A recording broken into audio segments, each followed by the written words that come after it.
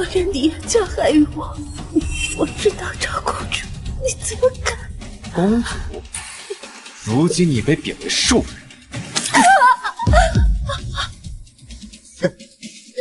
现在你的命运，就连路边的一条野狗都不如。我父皇不会这么对我的。本王佣兵10万，官居1品。你的好父皇，现在就连自己都自身难保。说到底，我都要感谢你。要不是你这些年帮我，我也不会有今天。放心，我会送你上路的。盛之婉，任凭你位高权重，又如何斗得过我这个来自21世纪的人？幻主，把他埋了。公主，您笑什么？您想通了？前世我怎么没有发现，跟了我20多年的心思，竟在这么早的时候就爱上了我的夫君。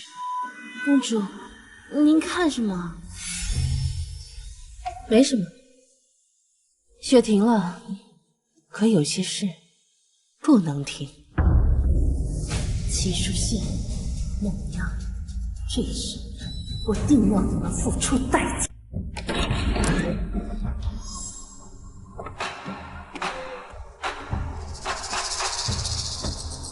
之婉，此事我确有错，但是阿央是无辜的。你如此咄咄逼人，难道你忍心看着一个无辜的女子去死吗？再说了，不过一个名分而已，你又何必在意外人怎么看？好一个何必在意外人！当初我在紫圣殿外跪了3天3夜，不惜以死逼迫父皇给我们赐婚。所有人都笑话我为了一个落魄世子失了志，其他人怎么看待我根本不在意，但唯独你不行。可如今你却为了他的名分，不惜让我再次成为整个京城的笑柄。是我的错，请公主大人不要责怪世子，一切都是我的错。你没错，之婉，你是公主，我是国公世子，难道连那个妾的权利都没有吗？之婉，我在雪中等了你1夜，只为求你给他一个名分。我答应你，只要名分，往后我绝不再见他。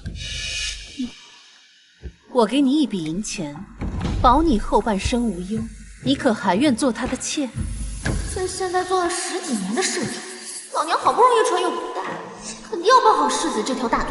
钱我要，世子夫人我也要当，耶稣都拦不住。说的。请公主开恩，这人世间，女子的名分最为重要。求人是这么求的吗？教教孟姑娘，何为求？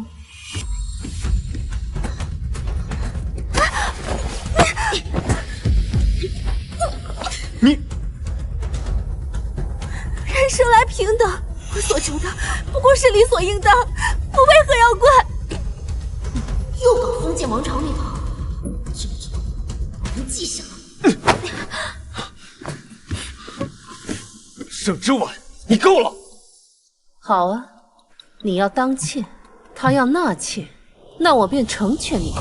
不过，国公府的大门可不是这么好进的。幻竹，让宋太医开副绝丝药来，让他服下。听闻这公主跟个包子一样，怎么今天一见竟如此杀伐论理？之婉，你过分了！你日后又不见他，让他绝嗣，能保国公府清明，你有何不满意的？还是说，你想让他给你生孩子？你若不放心，我自会一直在你身旁。无妨，只要安全生下孩子，那时我便可以母凭子贵。还是说这孟姑娘已有身孕，而你一直瞒着我，是吗？齐书信，你怎么会知道？前世幻竹因爱生病，将孟央推下水，致使孟央有症，你却将这罪怪在我身上，真是好笑。事已至此，也没什么好说的。就算是以军功相抵，我也要为他负责。所以，你在这里站了一夜，不是为了求我原谅，而是要逼着我接受他，甚至接受你们生的孩子，是吗？我是怕你知道后会伤心。哼，盛之婉，你闹够了没有？母亲。哎呦，可怜劲儿，一个有伤，一个有孕，居然还要在这里被人家搓磨。你也是的，都快要当爹的人了，怎么还分不清轻重缓急？母亲教训的是，之婉，不是母亲不向着你，你与书信成婚2年无所出，这位孟姑娘有孕，那也是为你替国公府开枝散叶，你怎能如此擅妒？母亲怕是忘了，我和世子成婚当日，她便去了战场，从未圆房，如何有孕？这也是国公府的大喜事。听母亲的意思，我必须要接受孟姑娘进府，还得要接受她肚子里的孩子，是吗？之婉，我知你气不过书县私下纳妾，我定会好好训她。但我知你心善，更不会罔顾孟姑娘肚子里活生生的一条性命。母亲常说，我们国公府最注重脸面礼仪。若让孟姑娘进府，那国公府生下的第一个孙辈便是妾所生。若是传出去，国公府的颜面何在？还是说，母亲觉得国公府的颜面根本不重要？之婉，你看这样如何？等到日后，阿央的孩子出生，就记在你的名下。哎，没错，之婉，你不用受怀孕生产之苦，就能白得一个孩子。这世上哪有这样的好事？你就答应吧。既然你们都已经想好了，又何必过来问我？送客！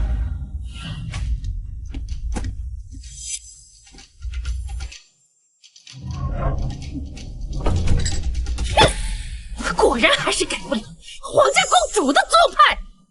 书信，此次你去殿中受封，立了军功，回头定要好好教训教训他为人儿媳的规矩。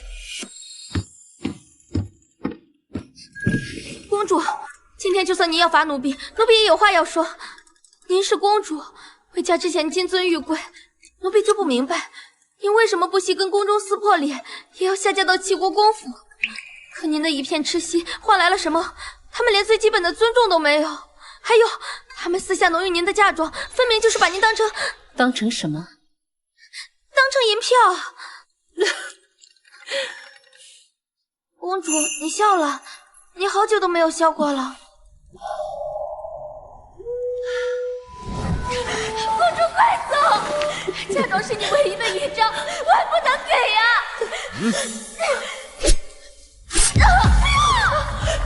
说，让你眼睁睁的看着他血流干为止。公主，不要管我！动手！不要，放开他！在哪里？到底在哪里？我说，在哪里呀？我在那一笔嫁妆在，公主在哪儿？我赶回了天蓝。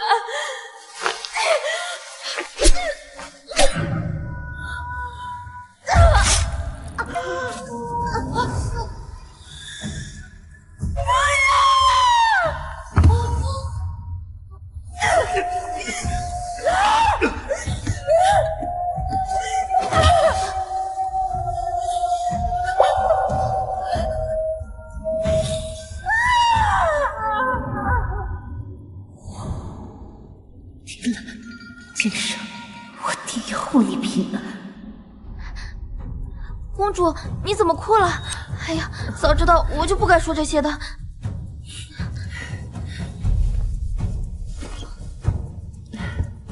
你说的对，从前是我眼盲心瞎，没有看清这齐国公府竟是个豺狼窝。不过你放心，用不了多久，这齐国公府便不复存在。公主，你这是什么意思啊？我打算求父皇赐我跟他和离，只不过现在还不是时候。我要让那些伤害过我的人全部付出代价。公主，你好像变了。听兰，你去帮我把嫁妆单子还有私产契约什么的都拿过来。这些一向都是由幻竹姐姐在管，她去哪儿了？她还能去哪？左右是给齐书县献殷勤去的。也罢，装匣子下面还有把库房的钥匙，你且去取吧。嗯。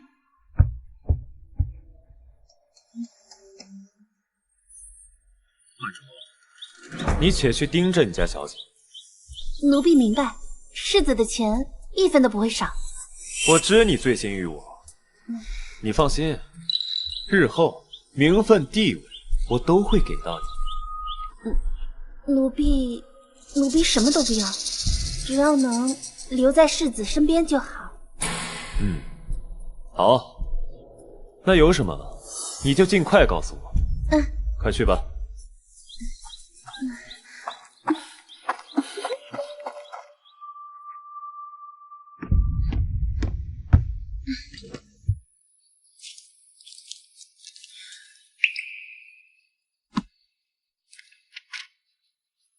当初您出嫁，太后娘娘共为您准备了168笼嫁妆，压箱底的现金16万6千两，最繁华地段旺铺8间，宅子和庄子各6套，良田88顷，珠宝首饰共88件，绫罗绸缎108匹。祖母定是怕我后悔， 20幅，官窑瓷器便掏空了他的私产为我做准备。66件，祖母全心全意对我好，而我上一世却为了齐书县，金银器皿88件，就连祖母病重都没有去看望。琉璃盏、香料等，装满12个箱子。那时候，他该有多伤心啊！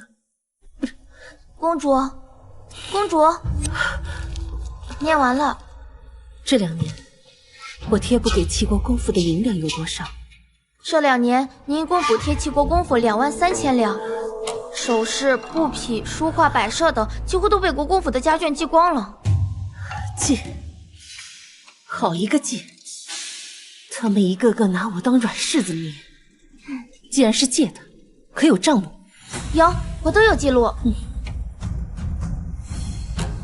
齐书县啊，齐书县，私自挪用皇家嫁妆，你们齐家的好日子也该到头了。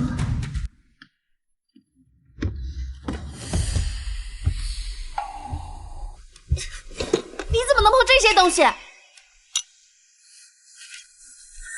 自然是本宫让碰的。怎么，还需知会你一声不成？公主这话什么意思？奴婢打小跟在您身边，10几年来兢兢业业，处处为您考虑。您不跟我说一声，就让人碰我给您管制的嫁妆单子。若是觉得奴婢哪里做的不对，您直说便是。你这是在跟我说话？不过也对。你有齐书县为你撑腰，自然不会怕我。奴婢只是给世子爷送了伤药，别无他想。对了，奴婢送药时，听到齐大小姐跟老夫人道您的不是，骂得很是难听。但世子爷是向着您的呀，他是个顶好的夫婿，公主大可放心。是谁允许你擅自给他送药的？奴婢还不是看您和世子爷吵得凶，愿下化干戈为玉帛，这还不是为了您好？哼，好一个为了我好呀！一句为我好，便把我吊命的伤药给送了出去。这不知道的，以为齐书县才是你的主子呢。公主怎么能这么误会奴婢呢？奴婢只是担心您和世子爷一直闹矛盾，会被人趁虚而入。到时候伤心的还不是公主您，但您却这么想奴婢，真是让奴婢感到伤心。你要是觉得奴婢哪里做的不好，就将奴婢打发出去好了。好啊，那本宫便不留你了。听兰，把她送进宫去，记得是冷宫。公主，公主怎么能这么无情？奴婢打小跟在您身边，如今回去，哪里还有主子容得下奴婢啊？你还知道你是我的奴婢啊？你擅自把我的药送人，我还以为你是我的主子呢。公主息怒，奴婢再也不敢了，奴婢再也不敢了，是奴婢自作主张，求公主开恩。既然知道错了，那便受罚吧。以后你便降作4等丫鬟，去院子里洒扫伺候去吧。公主，滚！听兰，你去库房取些药材，我要酿些药酒，明天一早要进宫给祖母送去。这都2年了，她肯定是想我想的要紧。去吧。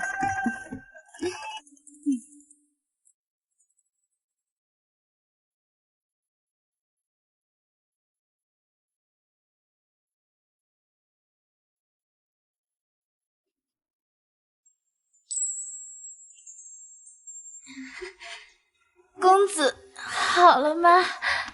别急，快要画完了啊！哎，听说了吗？庆宁公主回宫了。是真的吗？千真万确。所谓何事啊？听闻他那夫君连中3元，又在苍南立下大功。我爹说呀，他马上就要进宫受赏。听说陛下有意封他为正4品的平沿将军。不过，有话快说。不过听说他带回了个农女，是他的妾。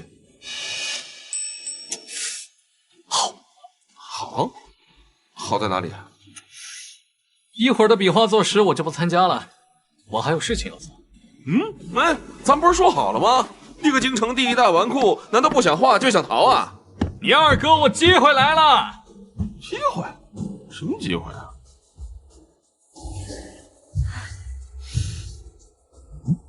公主，慎之婉。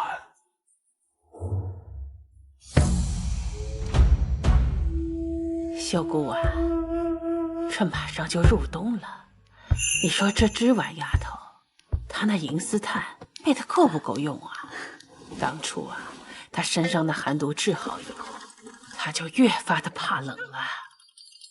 这个丫头太没有良心，2年了，居然都没有来看我祖母一次，都怪那个齐淑宪。对了，那个齐淑宪是不是带了个女子回来？哼，他真当我这祖母是死了不成？祖母，哎呀，你这个丫头啊，怎么舍得来看我了？来，让祖母看看。哎呦，瘦了好多呀！是织婉不对，不该这么久不来看祖母，让祖母担心了。哎呦啊！祖母的乖孙呐，受委屈了，定是那齐淑宪和那个农女，他们让你伤心了。你放心，祖母一定给你讨回公道。不用了，祖母，孙女心中早已下定决心，要跟那个齐淑宪和离。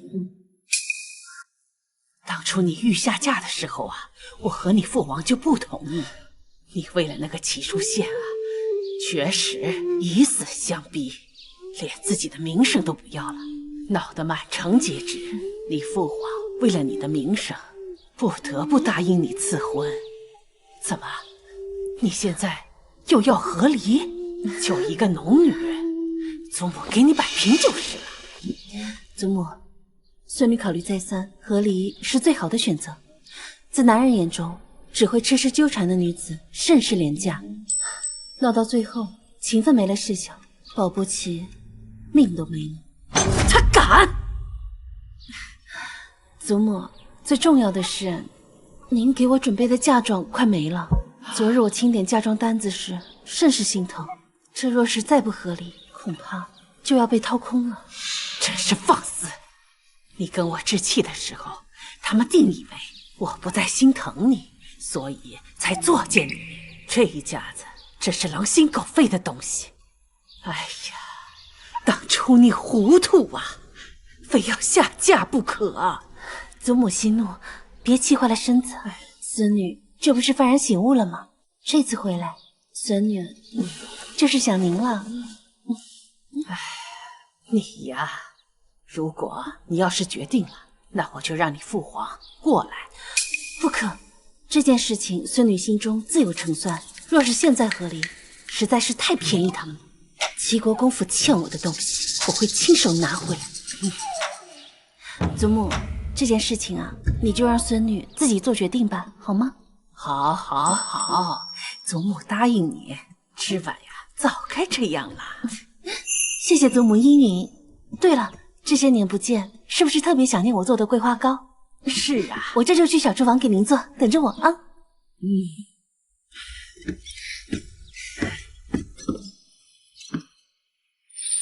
老奴许久未见太后娘娘如此开心，听说今日驸马助攻受赏，要不要老奴去把她喊来？太后娘娘再敲她一番，给公主出出气。她受什么赏？此番在苍南立功，听说陛下要封她为正四品平颜将军。正四品，她也配？要不是之晚，她的功劳够干什么的？更何况齐书县他背信弃义，辜负婉儿的情分，不顾我们皇家的颜面，他做正四品官员。修谷啊，你去把皇帝喊过来。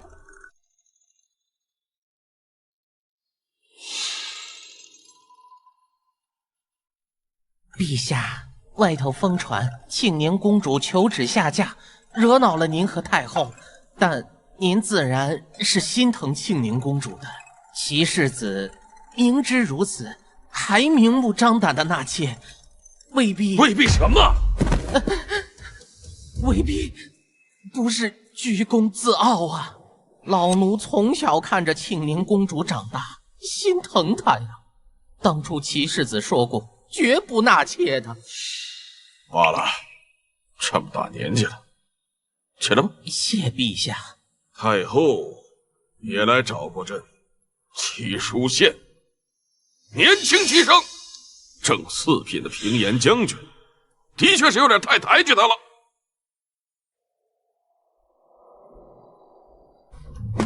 来，公子慢点儿，奴才一把老骨头了。苏公公，事情办得怎么样了？办妥了。当年老舅主带您进宫，说你回去后就嚷嚷着要娶庆宁公主，如今庆宁公主都嫁人了，你还不死心呢？对她，只要有机会，我绝对不会死心。哎呀，虽然你默默在背后为圣上办事，甚至还救过圣上的命，但明面上您还是个不成器的纨绔子弟呀。但您若再立个功，站到明面上去，以皇上对您的信任，想必您提出求娶庆宁公主，圣上也会认真考虑的。他心中有别人，我不想强迫他。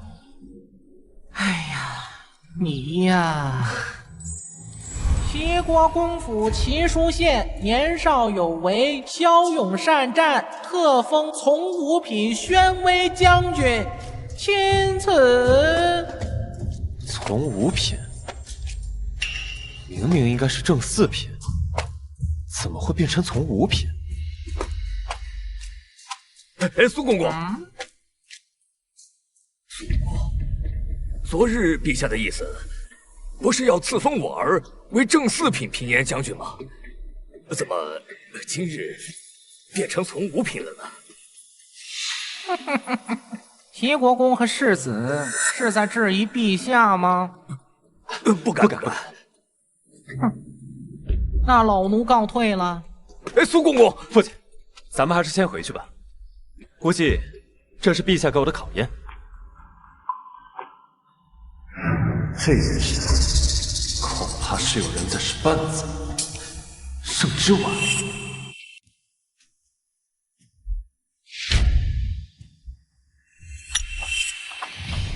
圣之婉，圣之婉，你还有脸回来？世子这又发的哪门子疯啊？你穿成这样，不就是进宫告状？你一句话就把我在战场上所有的付出都变成了泡沫，还有从正4品变成了从5品。从5品？要不是你进宫告状，我怎么会变成从5品？哼，嫉妒成性。泱泱不过是一些弱女子，你究竟为什么非要为难于她？我当初怎么会爱上这种男人？不过上辈子他拿的确实是正4品，这一世怎么变成了从5品？当日我在战场上被敌军探子下了药，是他救了我。我因为中了药，才将她当做你一个清白的女子，被我害了身子。我负责不应该吗？应该极了。世子应该八抬大轿，把她风光迎入国公府。你少阴阳怪气！我都说了，我绝不再见他。你也答应了母亲。哼！一转眼又去找陛下诉苦，你是不是非要他死了你才觉得痛快？你曾经许诺我永不纳妾，可如今却带着人逼着我接受视为寡廉，又隐瞒孟小姐有孕，哄骗我让她入府，视为贤耻。像你这种寡廉鲜耻之人，不好好反省，反在这怪我把你做过的事情说出来，世子你当真不觉得丢人吗？盛之婉，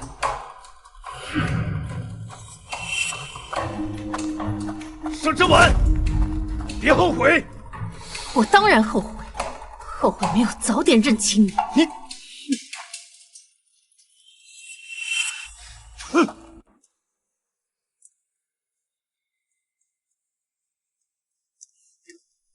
公主，我回来了。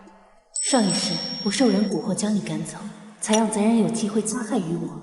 这一世你在我身边，定会无忧。回来了就好。这些年未见，练的功夫可生疏了。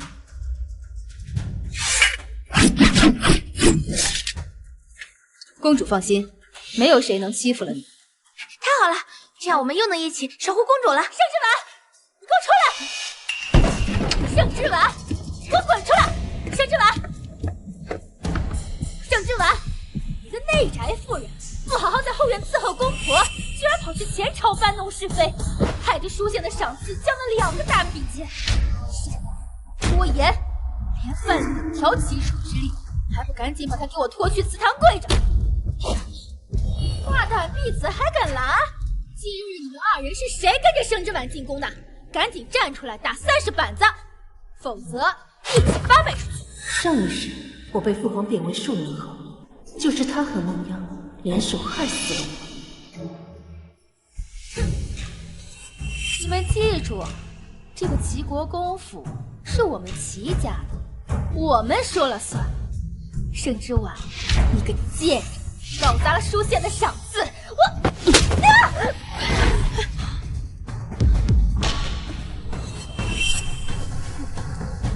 你敢打我？你怎么敢打我？以前你不是最会讨好我跟母亲的吗？盛之婉，你是不是疯了？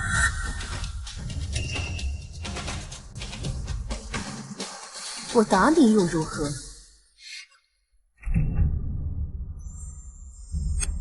我之前就是太过于讨好你们，以至于我祖母给我的嫁妆被你们瓜分，还想骑我头上作威作福起威严。从现在开始，你的好日子就该到头了。拿过来！你放开！盛之婉，你疯了！快放开！放手！放手！你个瞎呀！这是我的脸！放手！小姐，你没事吧？你们瞎呀！死人呀！打得我疼死了！回头把你们都卖了！盛之婉，这是我的东西，你能不能要点脸？这个可是西域皇室进贡的金香彩宝头面，姐姐你说是你的，这难不成你私下跟西域皇室有联系？有联系又怎么样？这本来就是我的东西，难不成因为你是公主，这东西就得归你吗？暗指未经父皇允许，私自联系他国皇室，该当何罪？又该当如何处置？启禀公主，丝连他国皇室应当以谋逆罪论处。什么？若是陛下知道，应当是罚满门抄斩。那便送去大理寺，国公之女谋逆，当大理寺审。是。沈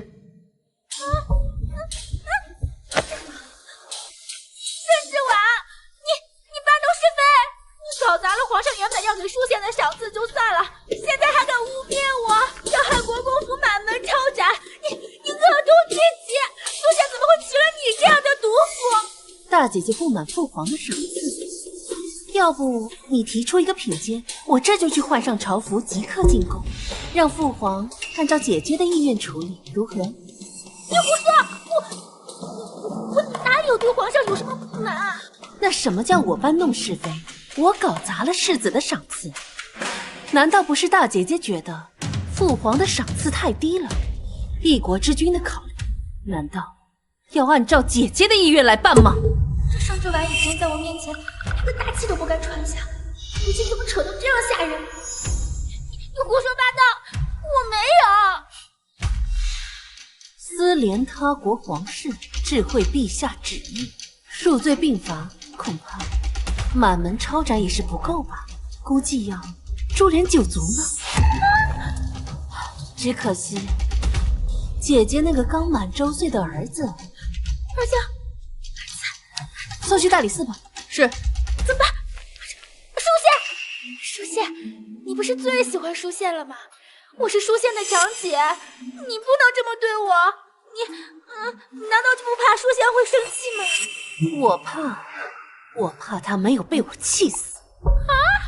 你不能这么对我，你不能这么对我！还不赶紧带下去！是。啊，公主殿下，臣服错了，臣服知错了。那大姐姐还让不让我去跪祠堂？不敢。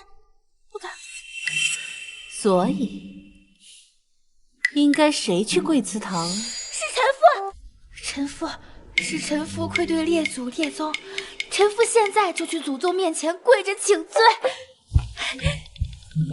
沈之婉，等着！慢着！既然大姐姐喜欢算账，那就去母亲面前一笔一笔的算清楚。你要做什么？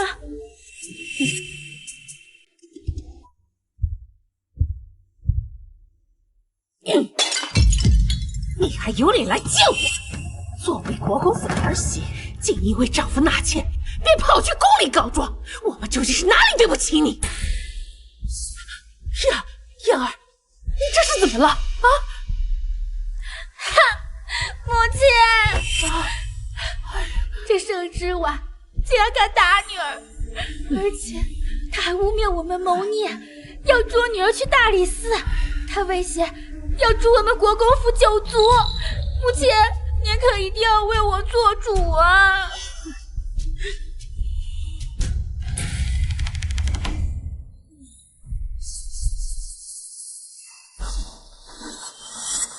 沈之婉，你好大的胆子！身为国公府的儿媳，竟敢这样忤逆长辈，贡献姑姐！既然大姐姐说不清楚话，那便请大理寺丞的人过来一趟。方才大姐姐去我院中大放厥词，一则说西域进贡给我父皇的财宝是他的，二则说世子功劳大，父皇给的赏赐不够。若此话传出，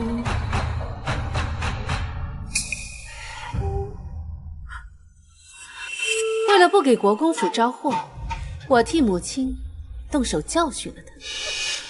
哎呀，对了，母亲，方才你说什么？我有些记不清。小贱人，竟敢利用皇上威胁！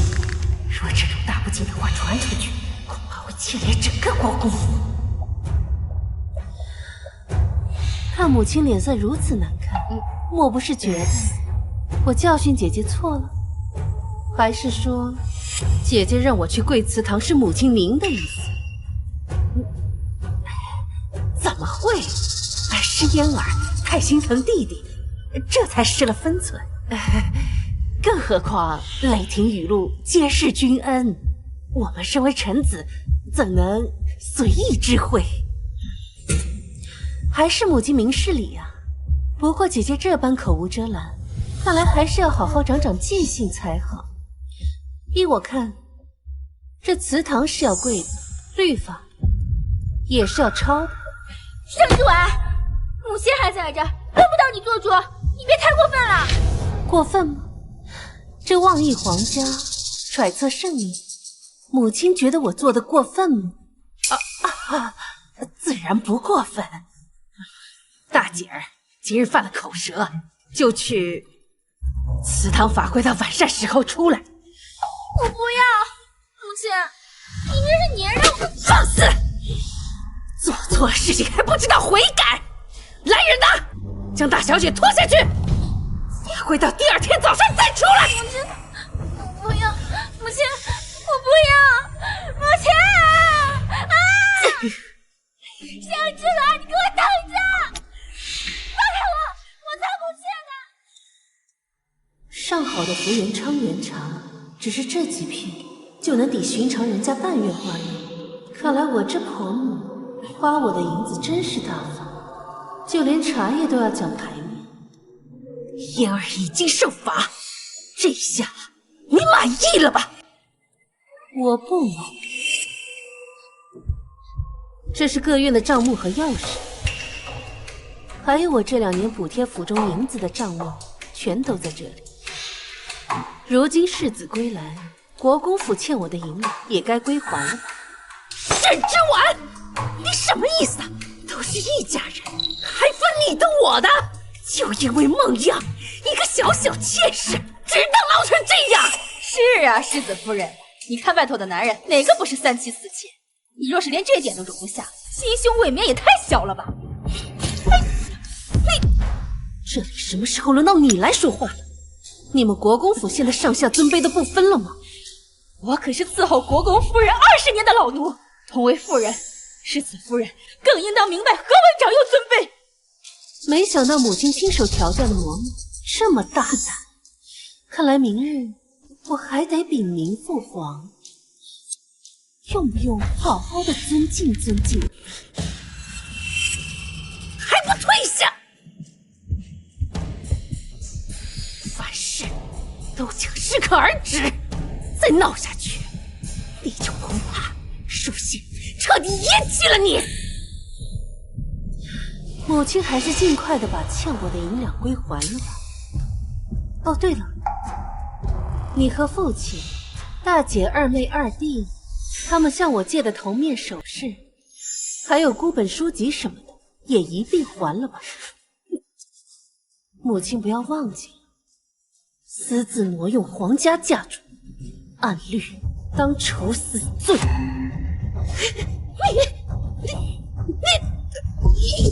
人，快来人呐！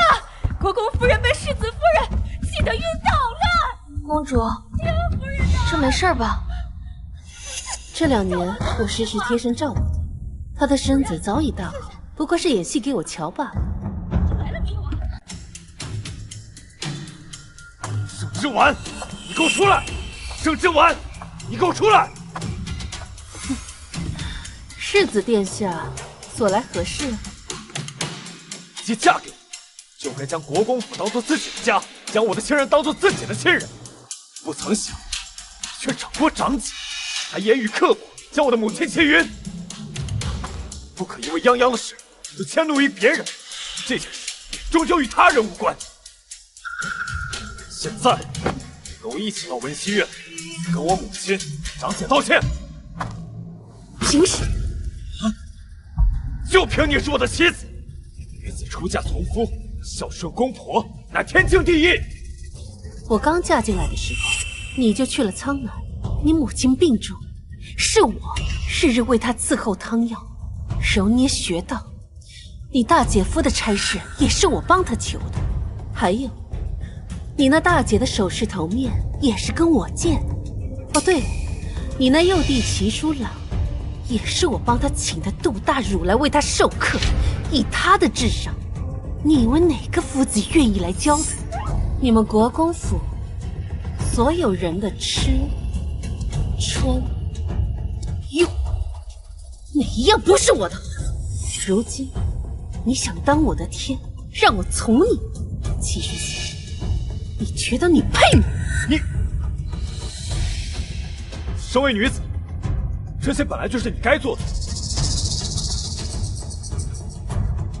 好了，我知道你因为泱泱有孕，心中有气。这样吧，今夜我就留在你的院里，我们生个属于自己的孩子，可好？你泼妇，日后若是想我再踏入你的院里，是绝对不可能的。哼！公主，刚刚那一巴掌，我刚才那下怎么样？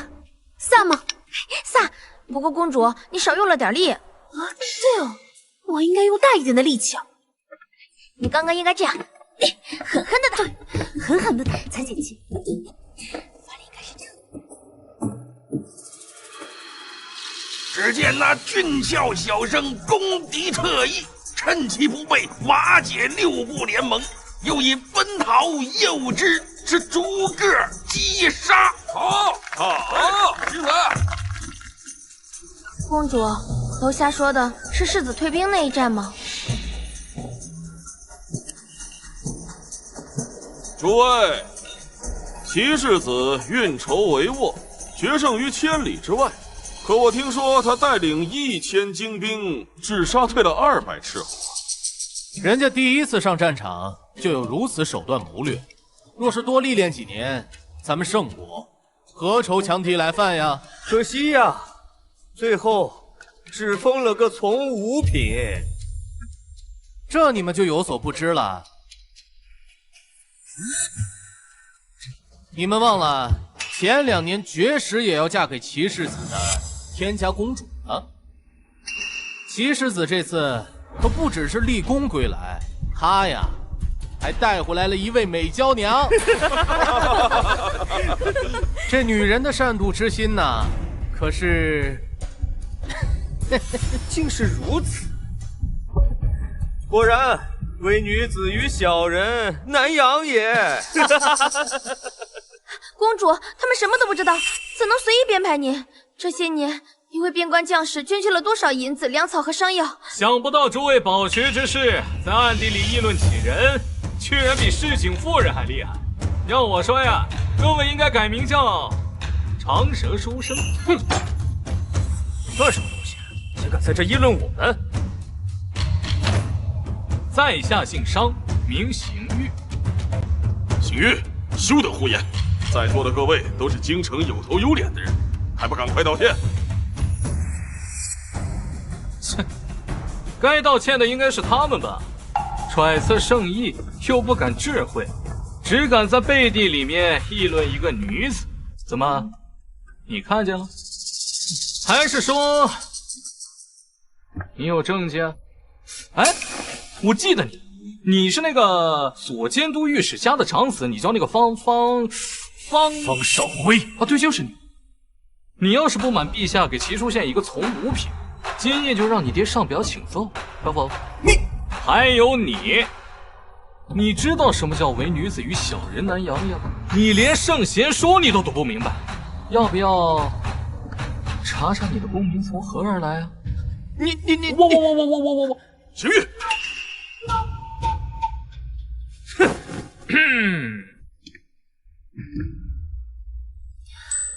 他竟然会为我说话，这12公子可比齐书县强多了，只可惜是个纨绔，不然他和公主蛮相配的。有吗？公主，楼下吵起来了，商修远让商行玉给众人道歉。商行玉，你一个京城第1纨绔，有什么资格议论我等？还不速速道歉！对，就是道歉！道歉！方才你们说本宫无知浅薄，玩弄心机，参见公主。参见公主。你意思是，齐世子立功归来，只获得了从五品的封赏，是因为本宫妒忌所致吗？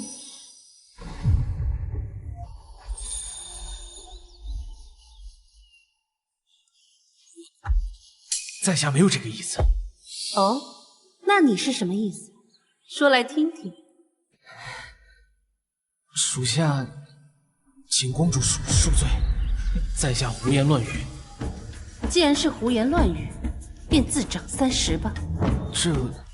方才你说本宫善妒，你得罪了我，还想让我放了你。若是我此时放了你，保不齐哪天本宫心情不好，便去找令尊的麻烦。在下知错了，在下知错了，在下知错，在下知错，在下知错，在下知错，在下知错，在下知错了。可是在下说错了，像公主这样的娇贵女子，养在深闺内宅，出行奴婢成群，日常所用皆是鼎鼎有名之物。可曾想过，被你们所丢弃，甚至连看一眼都觉得粗鄙的事物，却是边关将士永远都吃不到的珍馐。你叫什么名字？在下王怀之。御史台王爷可是你父亲？正是。本宫记得你父亲王爷出自元州王室，你既然如此大义，不知你可为边关将士做了什么？我，在下尚未入仕，若是入仕，定然能为将士们争取更多，至少让他们有粮吃，有衣穿。那也就是说，你现在什么也没做。那你父亲入仕多年，可为边关将士做了什么？再或者，你本家王氏又做了什么？我王家经商办学，至少不似公主这般奢靡无度。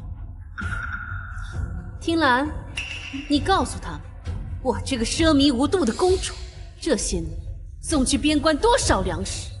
仅这2年，公主殿下共送去漠北粮食10万担，西江粮食10万担，苍南粮食10万担，棉衣3万件，成衣60箱。没想到哇，这儿太多慷慨，大公主竟然捐了这么多。不可能，像您这样的内院女子，恐怕连粮价都不知道吧？如今的太平粮价，每担粮500银，加上棉衣和成药，本宫共捐银17万两。这也太多了吧！竟然捐了这么多！你一介女流，哪来这么多银子？还是说公主殿下认为在下无法取证，连这种哗众取宠的瞎话都编得出来？这算什么？我们公主下嫁当日，嫁妆可是足足绕城10里。要不是这2年补贴齐国公府几万两，公主还能捐出更多。什么？齐国公府居然穷得用公主的嫁妆？干得好，提兰，就这么宣扬，我看齐国公府这里还有没有脸面拿着我的嫁妆不还？秀，嫁妆向来是女子的脸面，在我所识得的女子里，哪个不是使劲往自己嫁妆里面塞东西？捐，你舍得吗？你这人真是可笑至极！明明什么都没做，却自诩家国大义之士，把声音喊得高高的。别人做了，你又以己夺人，真当我家公主跟你一样？也并非无从考证。我记得商大公子的父亲商将军和几位戍边元帅常有联系，你若不信，可以问问商大公子。本宫每次捐赠时所用的名号都是盛世堂。商兄，此话可是当真？这公主大义，想不到这盛世堂是您的产业。在下替家父及边关将士拜谢您的大恩。这怎么可能呢？不，商兄，莫不是你看她是公主，故意偏袒于她？王兄若是不信，可随我回府一观家书。家父的确常提起盛世堂捐助粮草以及棉衣，数量与公主所说分毫不差。是我们错怪公主了。看来齐世子能打胜仗，背后也少不了公主的支持。既如此，王兄打算如何向公主赔罪呢？公主殿下，对不住。王兄是一个未入世的白丁，一句轻飘飘的道歉有何分量？你待如何？你是王家大公子，想必应该有不少私房钱吧？这样，你拿出2000两，在京城的贫民窟设一个粥棚，记得粥棚上写上本公主的名号。多谢公主大恩。你们都退下吧。多谢公主。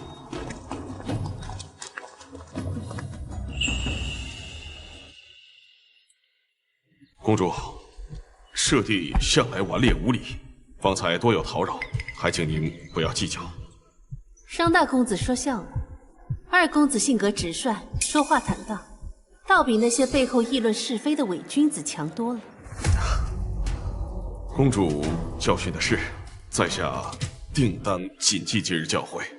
方才我听说你让二公子给众人道歉，想必有些错怪了他吧？是我唐突，略有不妥。那便请商大公子给商二公子道个歉吧。传闻都说商大公子君子谦谦，温润如玉，尤其是对非异母所出的同胞兄弟呵护至极，难不成都是假象？果然还是从前的他，嘴巴又毒又可恶，最喜欢戳在人最痛处。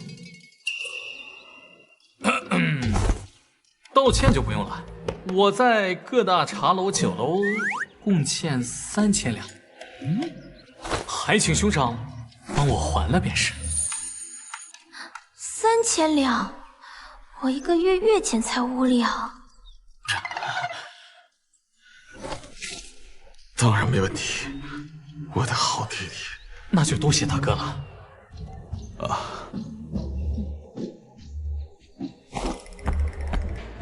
兄长，慢走啊！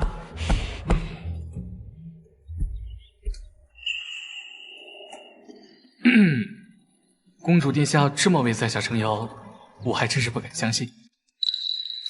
我知道这聚贤茶楼是你的私产。什么意思啊？本宫今日来此，不为别的，只为商二公子。您说为我？商二公子人中龙凤，却因生母出身商贾，便被家族一直打压。既如此，何不找个人同谋呢？同谋？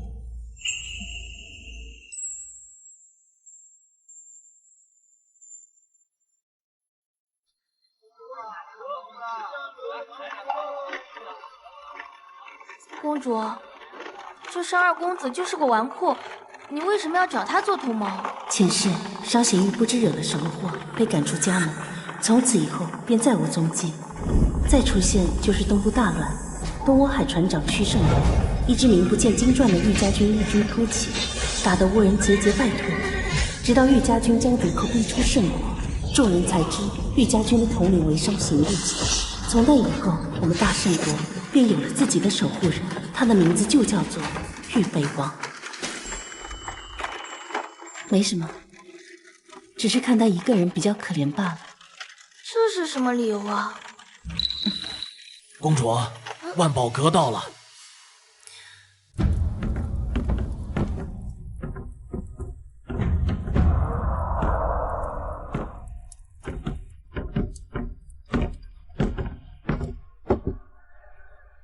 本宫让你寻的人，可寻到了？回公主，寻到了。小人按照您的吩咐去了那廊门巷子，果然发现国公爷的贴身小厮孙峰守在里面。小人一直守在酉时才见人出来，确是国公爷，无疑。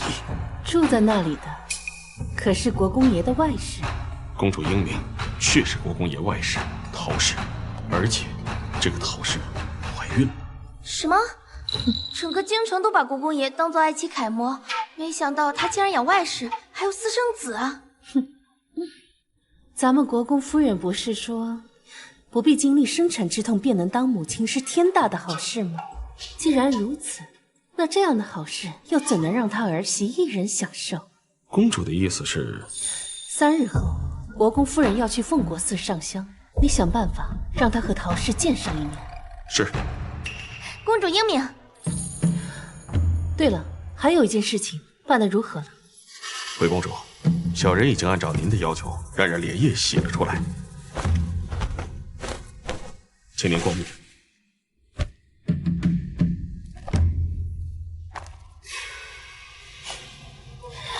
不错，你将这画本送到苍南和京城附近，找个有名的说书先生，把他们的故事给宣扬出去。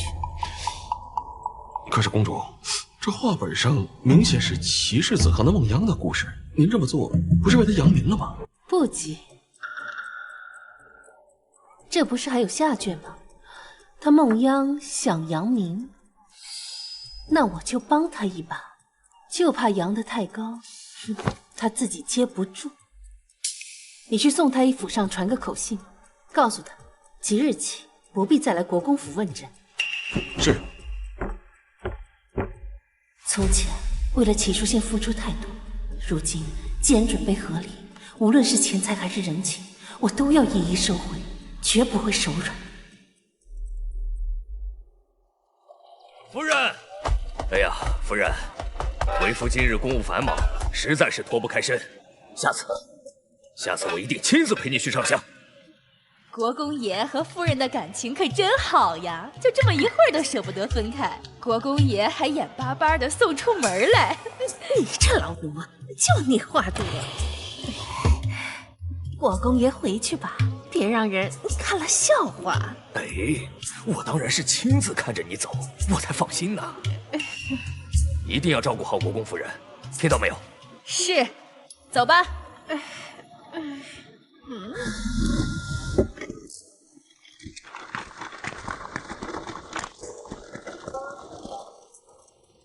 老爷，走，去找头娘。是。这国公爷也真是大胆，竟然敢在夫人眼皮子底下私会外事。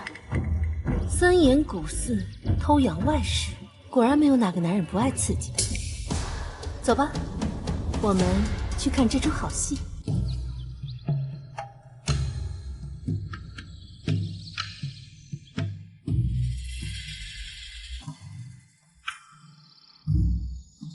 夫人，咱们是先回府还是？听说凤国寺后山的红梅开得艳极，可真是难得一见的景观呢。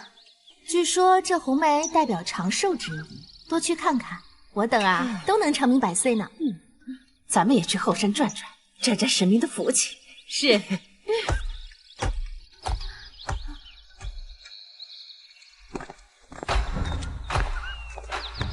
都准备好了吗？公主放心，保证国公夫人一到后山就能看到颠鸾倒凤的好戏。哼，如此甚好。我的好婆母啊，抚养别人孩子的好事，你可得好好接住了呀。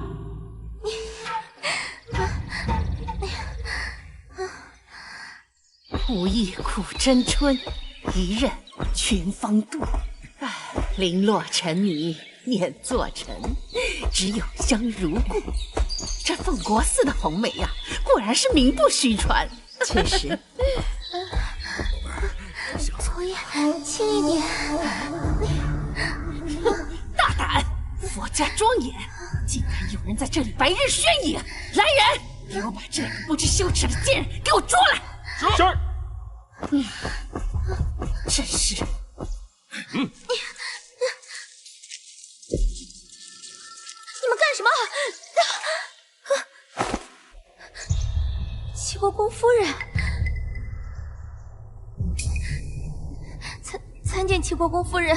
自圣上登基以来，尊崇佛教，你们这对狗男女竟敢在这里白日宣淫，打搅佛祖清净！夫人，不对呀，这男子看着怎么有点像国公爷？看身形体量是有些像国公爷，但国公爷此刻正在府中办公呢，又怎么可能出现在此处？也是。来人，还不赶紧带下去！夫人饶命啊！夫人，夫君在外学商，与民女已经一夜未见，我二人实在情难自禁，所以才……夫人，你就饶过民女这一回吧。恐怕不是什么夫君，而是你的奸夫吧？今日本夫人有闲情，就好好的教教你礼仪规矩，也算是你的福气。来人，把这个偷情的贱人进猪笼！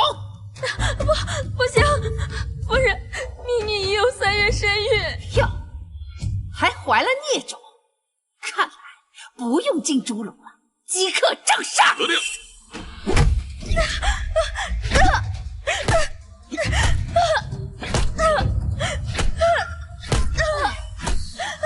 你不安一世也就罢了，可挑男人的眼，竟如此差！你这奸夫真是窝囊！你舍命为他挨打，他竟然一声不吭，竟然连头都不曾抬！如此薄情寡义的男人，真是猪狗不如！依我看，这辈子死后下地狱都要被判打入18层地狱。夫人，再打人就打死了，怕什么？死了便死。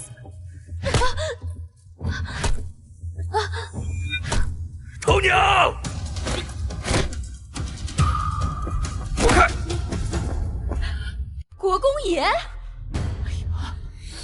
你这个贱人！你敢辱我妻儿，我要休妻！这是你的外室，齐国华！你竟敢豢养外室，我跟你没完！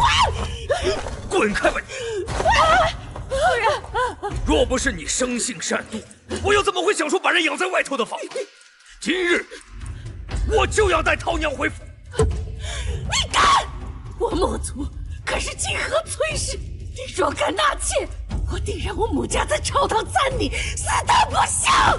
哼，你不过就是崔氏的旁支，别在这给我摆什么贵女的架子！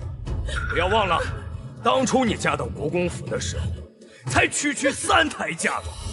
要不是这些年在国公府吃好的喝好的养着你，哪有今日的位子？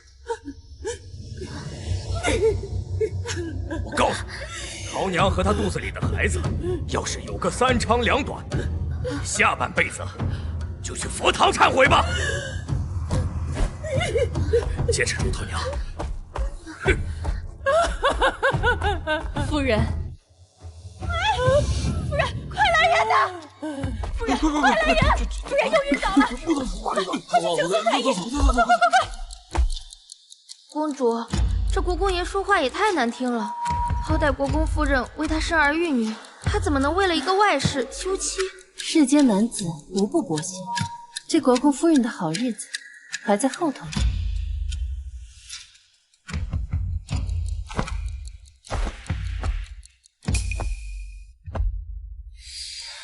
这深更半夜的，世子殿下怎么来了？你能否为了母亲，去求一求宋太医？母亲快不行了。你觉得呢？这都什么时候了，你还有闲心跟我开玩笑？难道你要眼睁睁的看着母亲出事？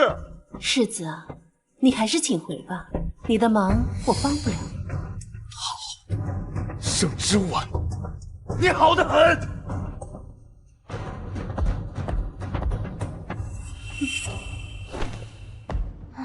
公主，公主，宋太医那儿只不过是您一句话的事儿，世子好不容易才来一次，若是等到事情没有转圜的余地，您再后悔可就晚了。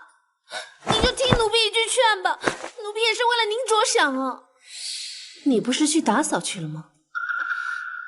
奴婢听到了，奴婢便心急如焚，奴婢只是尽了奴婢应尽的本分。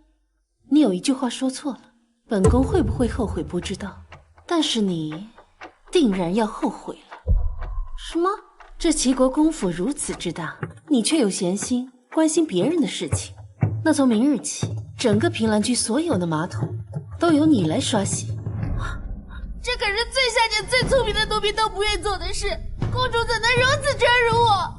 来人，把她给丢出去！公主，公主，奴婢错了，奴婢再也不敢了。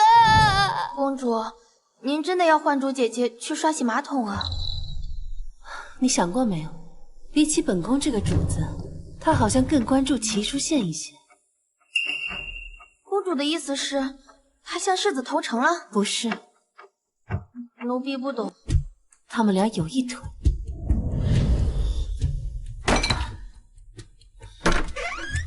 世子心善，不想让你死，让我来给你送点水。不过我觉得，以公主现在的身份和名声，多活这一日，便是对世子多一日拖累。不如早点死了好。这水，你还是不要喝了吧。公主，你对她那么好，她怎么能叛主？依奴婢看，你就应该把她发卖出去。无妨，好戏马上就要开场了，我还需要一条好狗。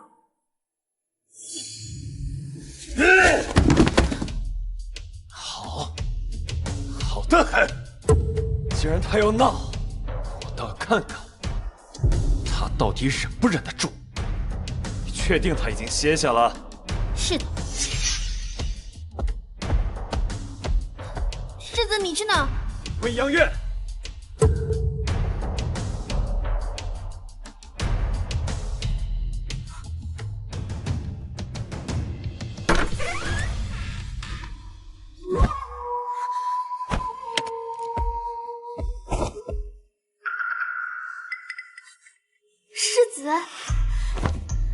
世子，您怎么来了？在写什么呢？没什么。世子，想不到他竟这样爱我。世子，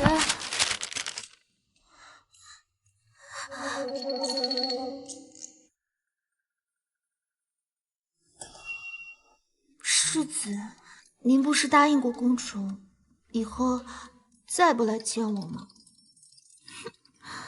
世子不该来的。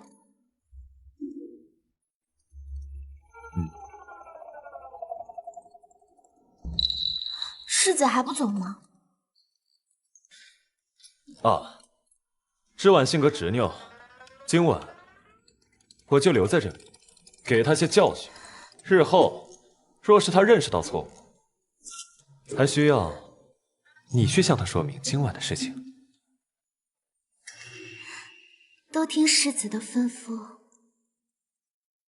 姐的宫斗剧没有一部是白看的，小小世子拿捏。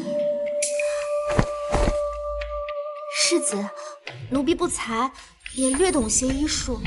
听闻老夫人重病，奴婢愿斗打一试，替世子分担，以示孝心。我和孟阳相识不久，他便能想我所想，感我所感。盛之晚，你当真是不知好歹。那就有劳你了。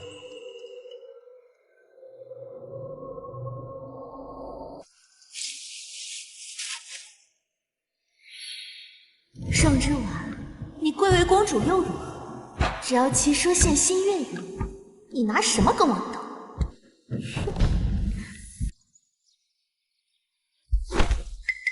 世子，昨夜我照顾了老夫人一宿，现在她已苏醒，你稍后可以去看看她。有劳你了。对了，昨晚我宿在你这里的消息，盛之晚可知道了？知道了。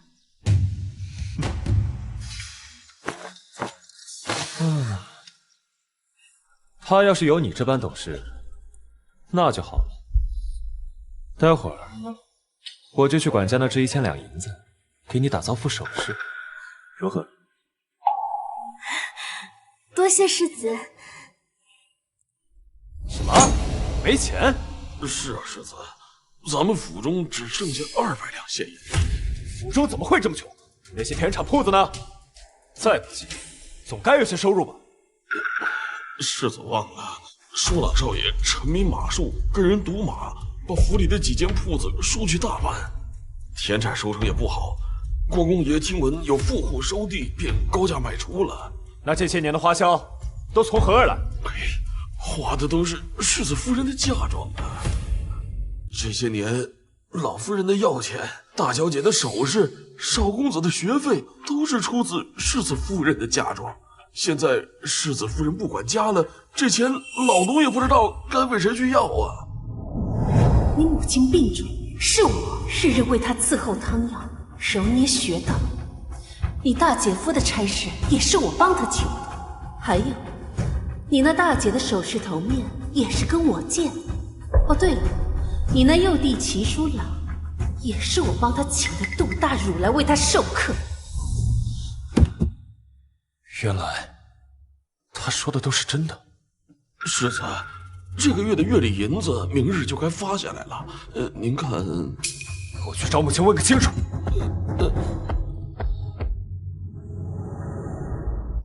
这次书仙做得不错，我原本害怕他一时心软，今后压不住媳妇儿，让人看了笑话。早该如此。这盛之婉就是被骄纵坏了，不仅善妒，昨夜年病危，他竟敢不来市集。幸好这孟阳精通医术，不然，等着吧，今后有的是法子收拾他。不过一想到你父亲那事儿，我心口就疼。咱们齐家呀，可不能再有什么三长两短，不然呢，我这条老命母亲，母亲，我听管家说，这些年府中的用途都是织婉的嫁妆，此事可当真？用他嫁妆怎么了？他的嫁妆如此丰厚，便是3、4个齐国公府加起来，挥霍个几十年，那都花不完。这一切竟是真的？你们怎么可以动用他的嫁妆？动又怎么了？这本来就应该是我们齐家的。对呀，什么你的他的？他既已嫁入国公府，他的嫁妆便是国公府的。夫妻间本就该相互扶持，你父亲仕途顺畅了，真的还不都是交到我手里？若事事都计较，那情分就淡薄了。可是这嫁妆是皇家的，你们私自动用，若是圣上怪罪下来，那还了得？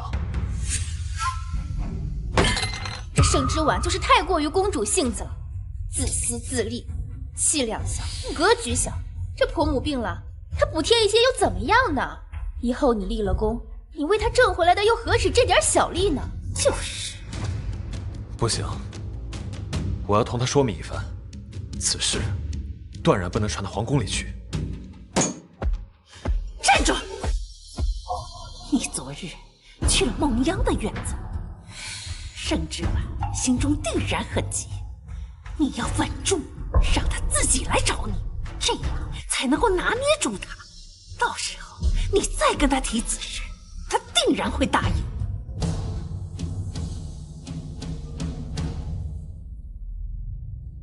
世子啊，小的以为原本你应得的是正四品的封赏，就因为家中有个杜父，害得你变成了从五品。那女人连孟姑娘这样善良的女子都容不下，真是个恶妇啊！大虎喝多了，扶他去休息。来，妹子，世子啊，我张大虎的命是孟姑娘救的，要不是她用缝针、开刀等怪异的方法救了我跟兄弟们，我早就跟二虎一样草席一果，留在苍南了。所以，我记着孟姑娘的恩，谁要是敢欺负孟姑娘，就是我张大虎的敌人。是啊，我们都是上过战场、受过伤的，能继续留在军营的人。要不是孟姑娘出主意，让我断臂求生，哪有我如今这般的好生活？要我说，公主又如何呀？咱兄弟几个，给他点教训看看。哎，你们放心，我一定会护着泱泱的。只可惜呀，景宁公主先行一步为边疆捐粮，这恐怕对孟姑娘不利呀。捐粮？世子难道不知吗？昨日的事都传遍京城了。公主以圣食堂的名义给边境各城捐了30万担粮、3万件衣裳，还有药物、银钱。她竟捐这么多！世子爷，我听那些人说，庆宁公主这2年至少捐赠了17万两军粮物资，原本大家以为是您的收益，可庆宁公主到处说您根本就不知道此事。17万两，盛之婉，你竟如此败家！国公府库房只是200两，你竟将这么多钱给陌生人！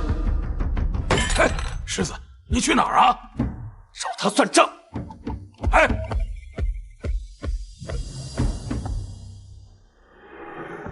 哎，世子，这还没结呢！就见点翠香珠头面上最大的粉珠被换过呀。这幅画一是仿品，这只青釉瓶也是假的。这太过分了！公主的嫁妆竟然被换了这么多。公主，奴婢真的不知道怎么回事。盛之婉，盛之婉，你是不是捐了17万到边疆？怎么？是不是？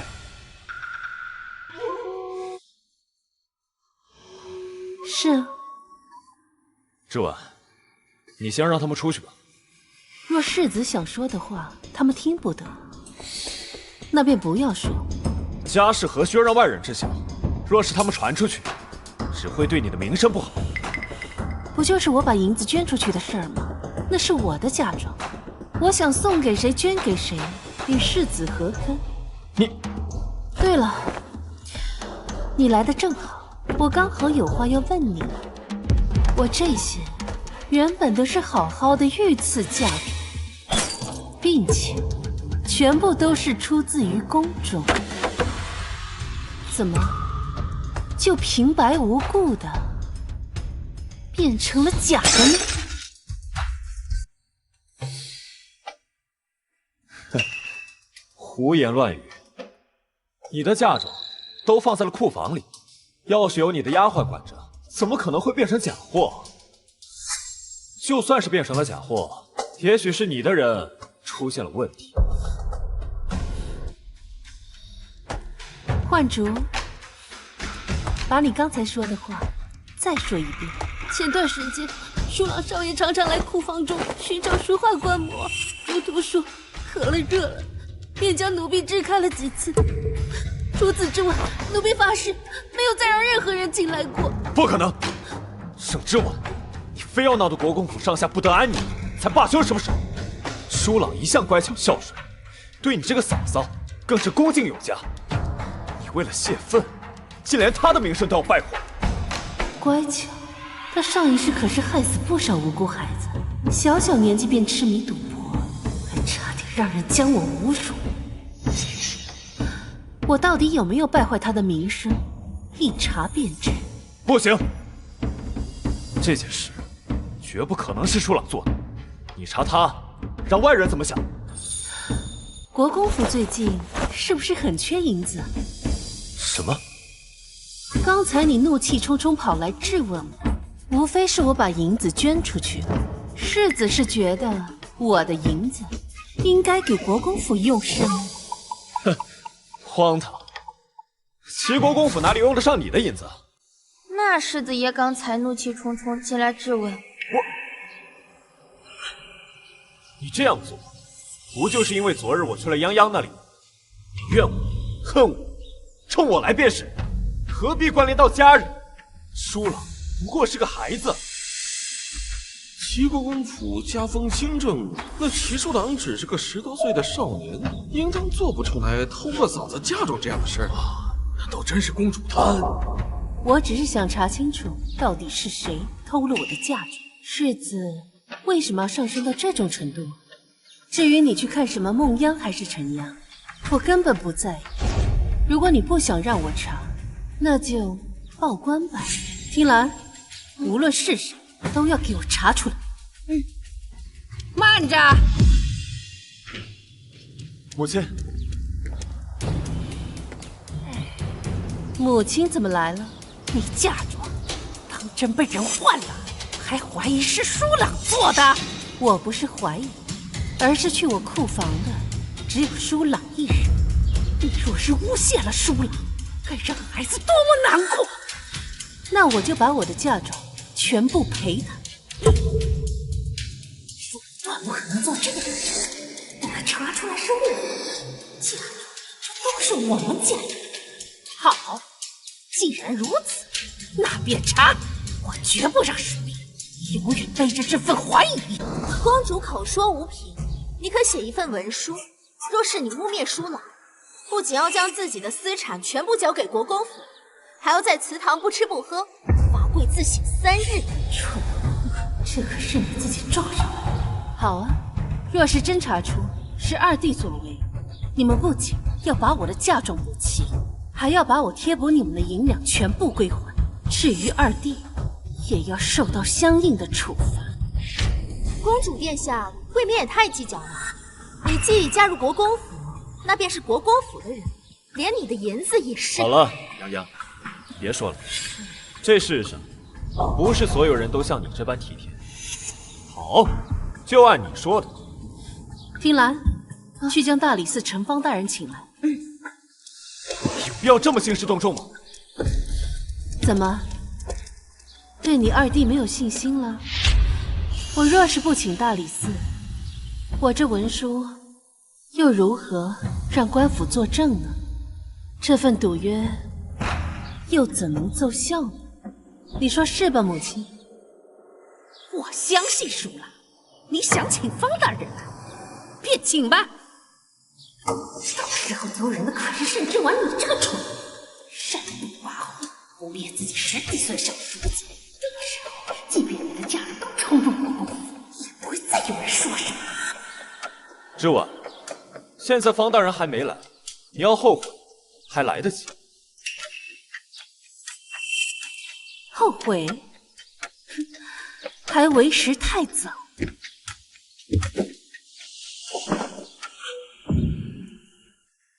方大人到！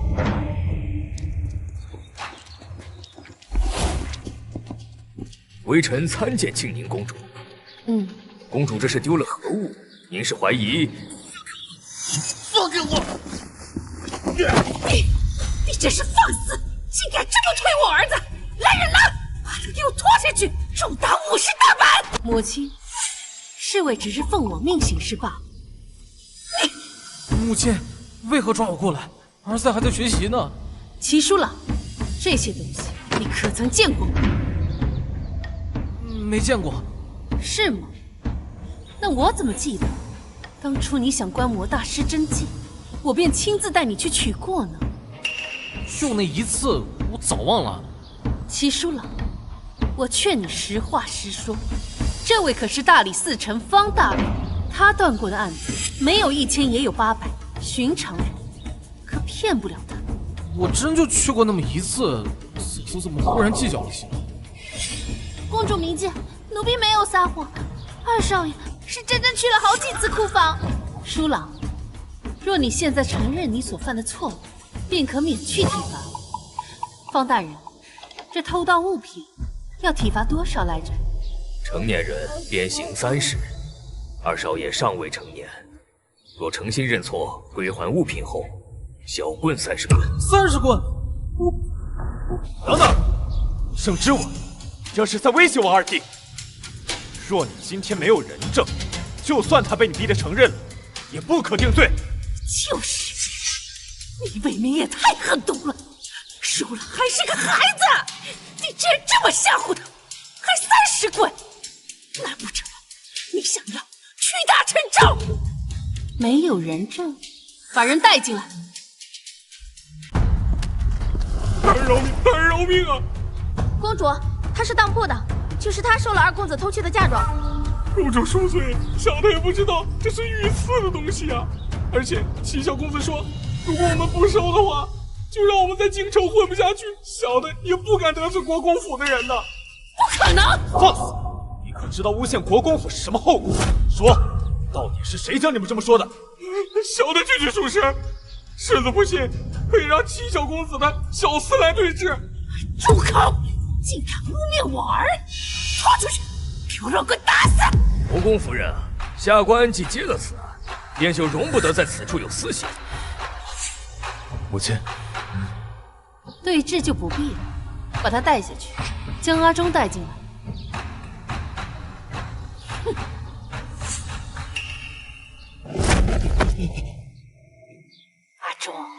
孩子，不用害怕，说出实情。你弟俩都是府里的老人了，我一定会为你求情的。是不是你缺钱用了，所以才偷偷的拿了世子夫人的东西出去变卖？是小的一时鬼迷心窍，公主饶命，阿忠再也不敢了。阿忠，你可知偷盗御赐之物乃是要株连九族的？即使有国公夫人替你求情，你和你的父母也是活不了的。你确定本宫的嫁妆是你偷的吗？你不用看他决定不了任何。本宫倒数3下，如果你再不说实话，我便将你父母一同送去大理寺。是二公子，是二公子指使我这么做的。小人实在不知是御赐之物，小人只是个奴才，实在不敢，也不能拒绝。敢指我，你是不是不消火了？有错在先，竟还敢威胁下人！天子脚下，岂能容你这样放肆？来人，将二少爷带下去棍打30！住手！阿忠并无证据，你如何确定他说的就是真的？我看你就是为了让我妥协，故意给舒朗定罪。沈之婉，你若还想这个家好好的，收手吧。少女说，齐舒朗的事情败了，就是因为阿忠一直给他记着。阿忠，你可有证据？证据有。听兰。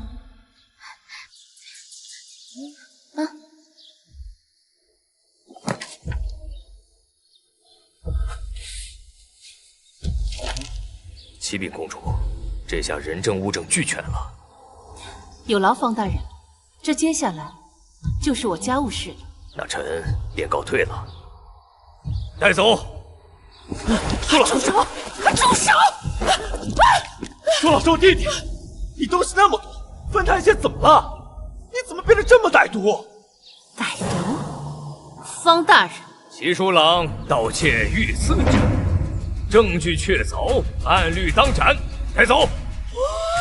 放开我！杨洋，母亲，杨洋，母亲，母亲，夫人，夫人，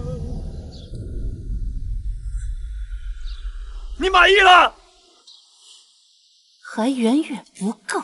齐书信，你们一家欠我的又何止这些？今日之事都是你设计的。唉，是又怎样？不是又怎样？你还是赶紧把欠我的那些嫁妆还回来吧，不然我手段还多着呢。是不是非要你我二人之间绝无可能才后悔？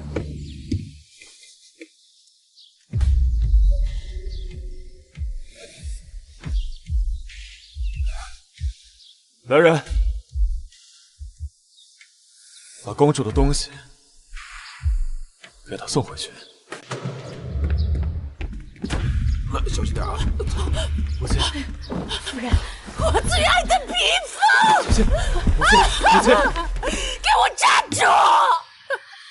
真是家门不幸啊！怎么会娶进来如此毒妇？母亲，母亲，快！小心！来人，快来人！快去找宋太医，来给我母亲瞧瞧。世子爷，上回国公夫人差我们去请过宋太医，却被小宋公子拿着扫帚打出来了。他说，快说！他说，以前宋太医来国公府都是看在公主的面子上，如今国公府都敢欺负公主了，他们宋府不欢迎我们国公府，还说，赶紧说！还说以往夫人的药都是公主每日亲自熬制2个半时辰才得出的治病良药，最近若是恶化，定是因为没人愿意耐心熬药了。说夫人是活该。毒妇！毒妇！母亲，就因为一点小事，闹得家宅不宁，现在还想要活生生的气死我，害死我！母亲，推起其他太医。是。母亲。如仙，从今天开始，让谁知我妻子过来给我熬药。他若不回，即便是山上亲自赐婚，咱们国公府也绝容不下这等不孝的媳妇儿。娘，我。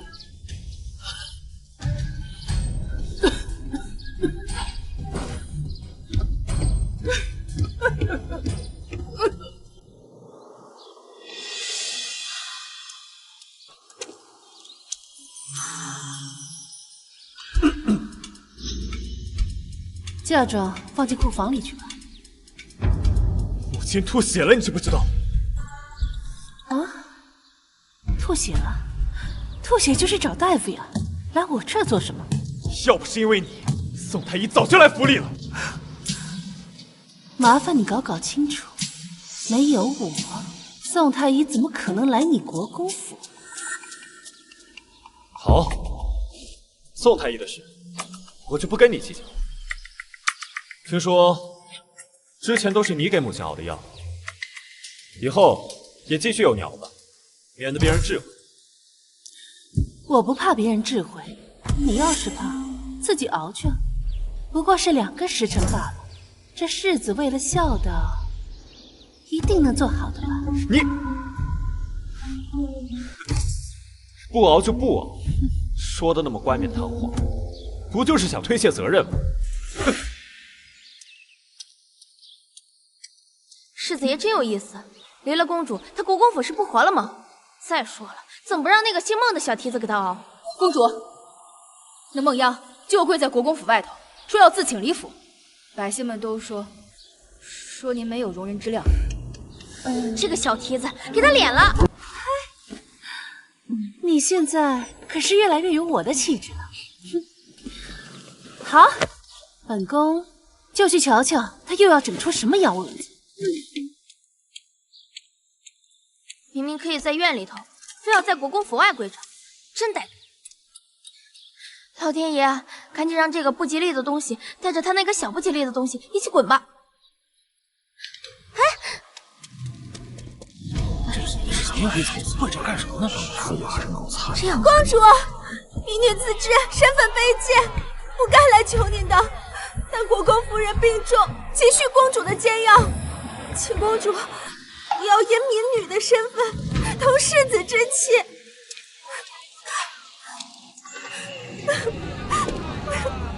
孟央，你不是说生来平等，只跪天跪地吗？我跪的就是这青天白日。孟央，你这怀有身孕，这么跪着，就不怕伤到胎儿吗？只要公主愿意为国公夫人继续煎药，我跪多久都愿意的。哎，听说是他叫他世子爷，世子爷想纳他为妾，公主不愿意，就停着给国公夫人的药，这么个事。堂堂公主居然如此善妒，不顾婆母，还真是蛇蝎心肠。公主若实在容不下民女，民女自愿请离国公府，只求公主能够继续为国公夫人煎药。你既然这么有孝心，何不自己煎药啊？难道是不会吗？可本宫刚刚听说你在战场上救了世子，想必医术了得。民女愚钝，不会煎药。我疯了才会为一个死老太婆花那么长时间。愚钝？本宫可是听说你在军中用了什么缝针、开刀等怪异方法，救了不少将士。依我看啊，没有人比你更适合煎药。去吧，去展示你的孝心去吧。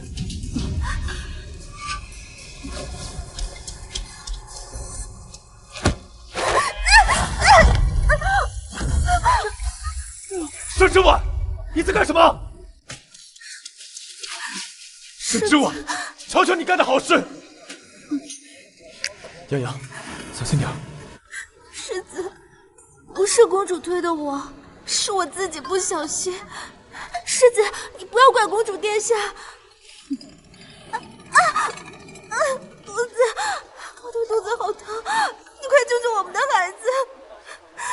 该死，明明是设计好的动作，怎么真的摔了？伤到了孩子可怎么办？怎么这么善良？我都亲眼看见是他推的你，你还替他说话干什么？你不要说了，我这就带你回去。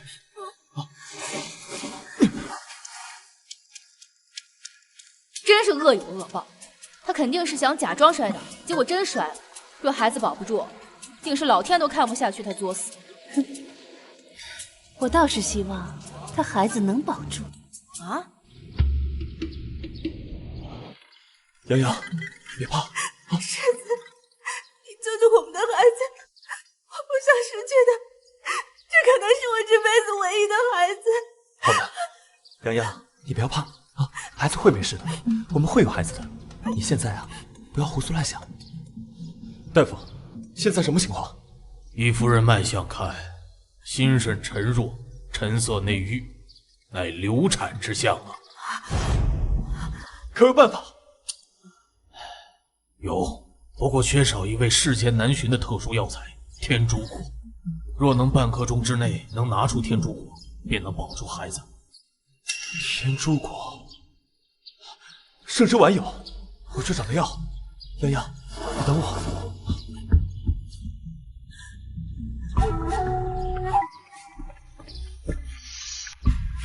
世子殿下所来何事？我知道你有天竺果，快交出来！你推了眼，还能差点小产。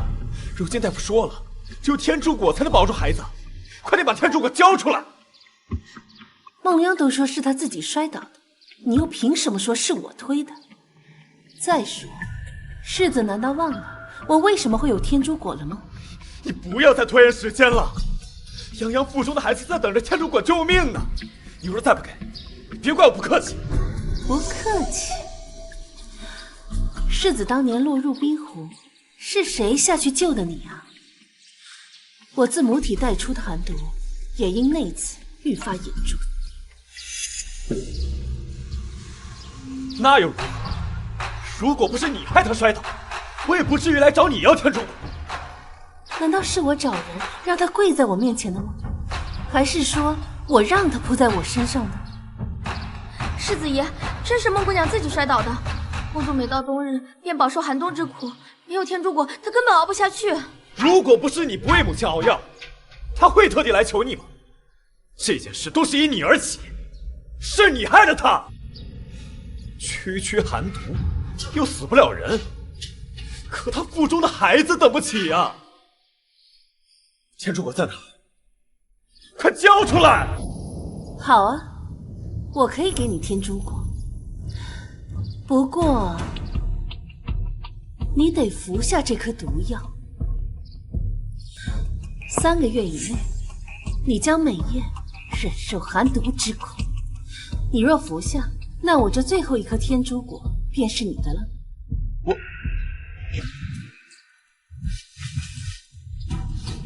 你呀，就是太矫情，一点小痛便熬不住。哼，我在战场上受了多少伤，怎么可能会怕这都伤不了人的小痛？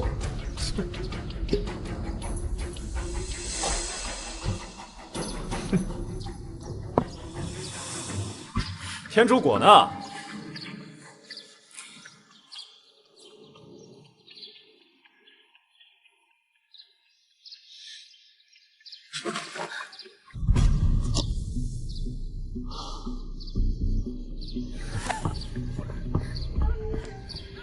公主，寒毒发作那般痛苦，没了天竺果，您可怎么熬？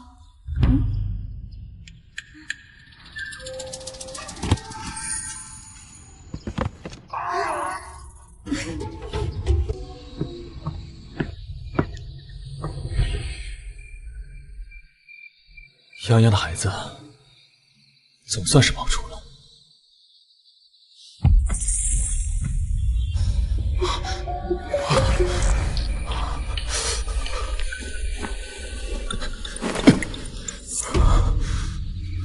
这就是寒毒吗？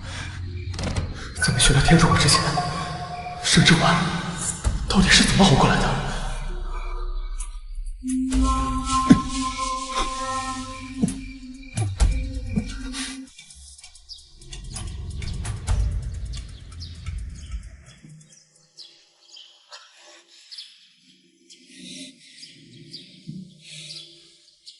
了寒毒，竟比刀剑之上难熬上百倍。我是不是该去跟盛之婉道个歉？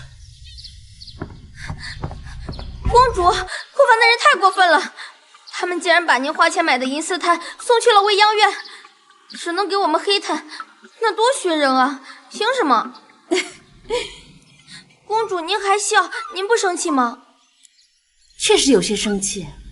那要不本宫去文熙院质问一番？那倒也不必。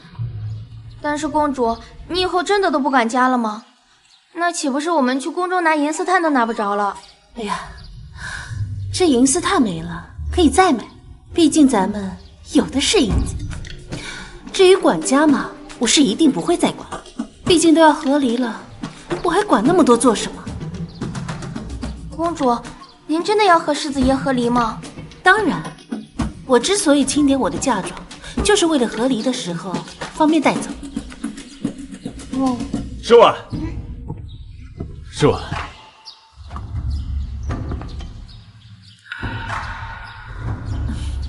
听兰，你先出去等着。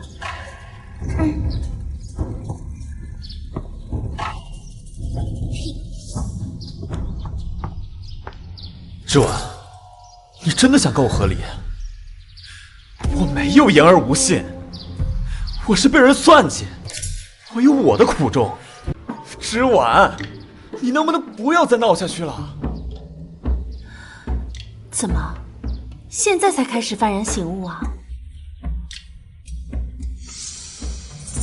上辈子我寒毒犯了，冷得受不了，还得卑微的求你赏我点炭火。可这银丝炭，分明就是用我的银子买来的。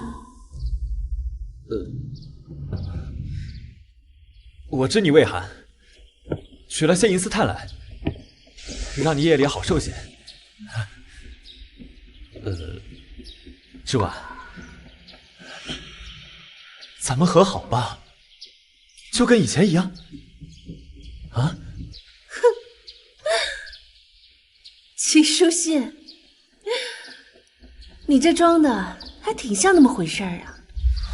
之婉，我发誓我跟你……行了，你还是回你的未央院吧，那里才有需要你一心一意陪着的女人。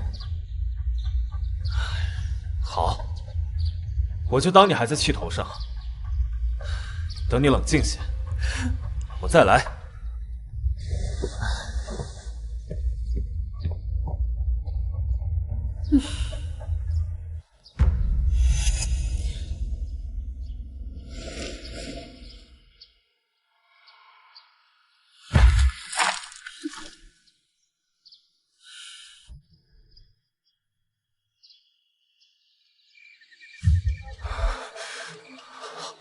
好冷，若不是为了我，好冷。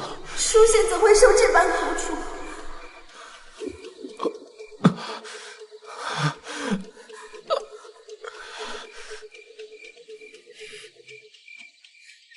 夫人已经答应拨银子给我开火锅店了，我一定会帮你撑起国公府的。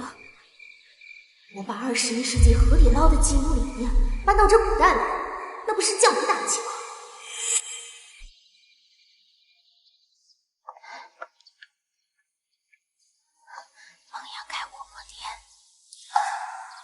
火锅店？什么乱七八糟的？他还让人给一个叫张大虎的刀疤脸送信。张大虎，他本是边关守将，后因战败落草为寇。看来他终于是忍不住了。要干什么？我可是公主，我可以给你们钱，我可以给你们很多很多钱。不要，放开我！老子要的就是公主。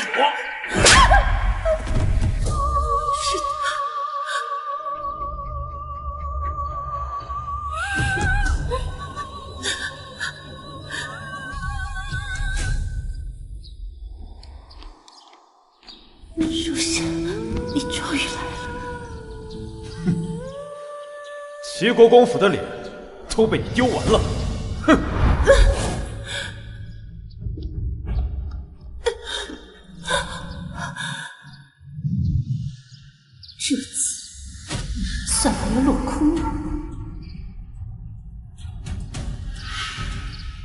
听兰，我们走。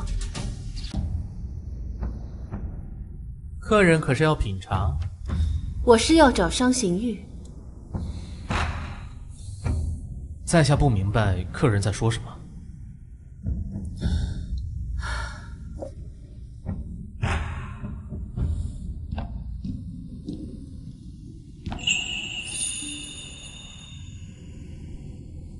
公子。是。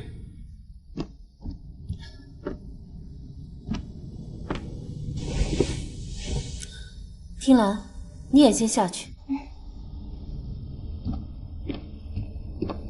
这么多年，还是你第一次主动找我。商二公子，你我做个交易如何？哼，怎么个交易法？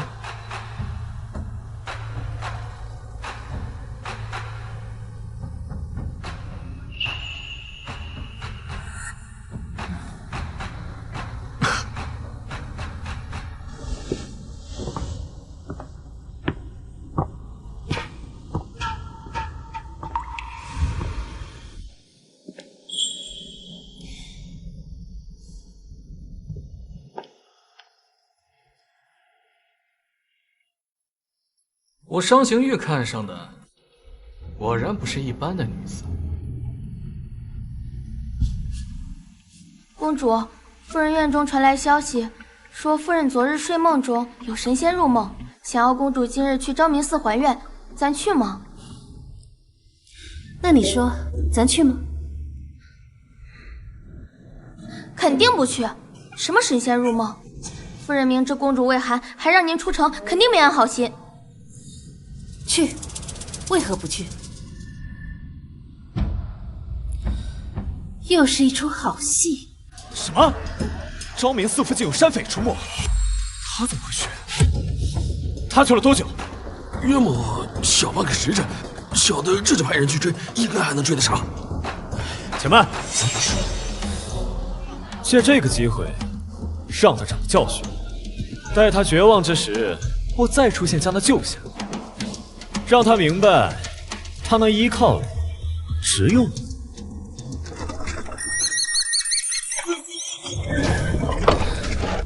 哎，怎么回事？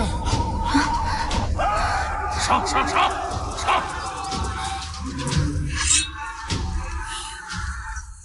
终于来，怎么回事？公主，有山匪，别出来！上！住手！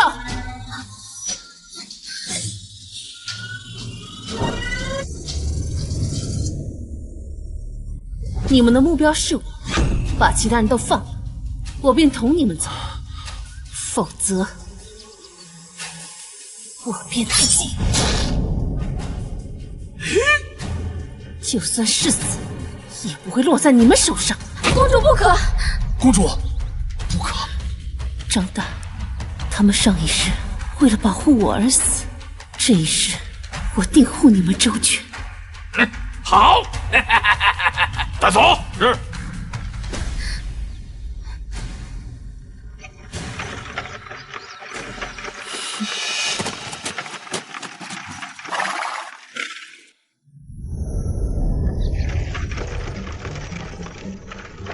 什么情况？貌似是遇到打劫的了。这就是你说的春烈啊？怎么后悔了？你要说真打猎，没准我还真后悔呢。但你说要保护盛大公主，那我万死不辞啊！商哥，你放心，有咱哥几个在，没人能伤得了他。别说是土匪了，就算是正规军，我也不惧。得了，知道你们厉害，行了吧？你说你对盛之婉这么好，他能知道吗？知道也好，不知道也好，他不还是乐此不疲？就你话多。哎，你们说那辆马车是不是有点配不上呢？哼，马车不都是这样的吗？若我是公主的夫君，我定会亲自打造一辆适合她的马车，让她金尊玉贵的躺在上面。哎，啊！你别仗着你家里有2个臭钱，在这里大放厥词啊！人家可是有家室的。怕什么？反正听到的也只有你们几个。行了，别废话了，干活了。等等，大鱼还没上钩呢，先跟着吧。去。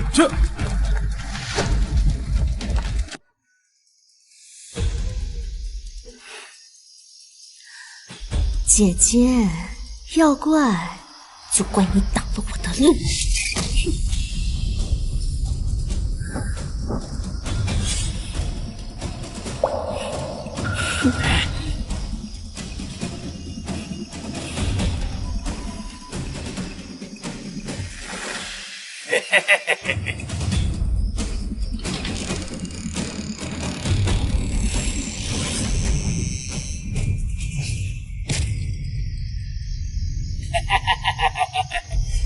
你就是狗屁的庆宁公主啊！美是美，可惜呀，心肠却狠毒，连我的恩人都敢害。嘿嘿嘿嘿嘿，公主又如何？落到这里就是被千人斩、万人骑的东西。哈哈哈哈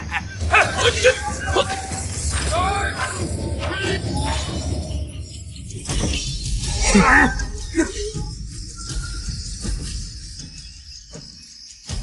公主，我来了。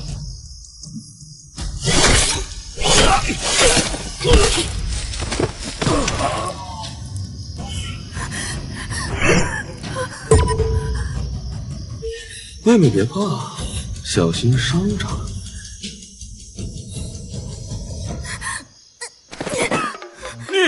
你们，哎呀！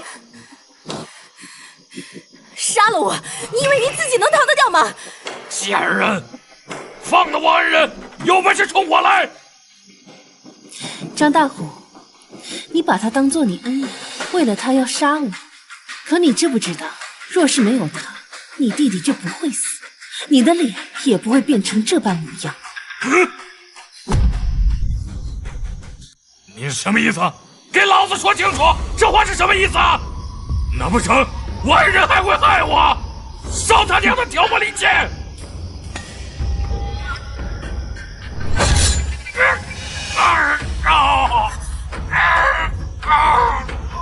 既然你觉得他是你的恩人，那就让他解了我的真术如何？沈之婉，我去寻了点护理，哪里会解银针？孟姑娘，救救我！我早都快死过去了！我什么？孟姑娘不是医术惊人吗？难不成你要死不救？你少胡说！这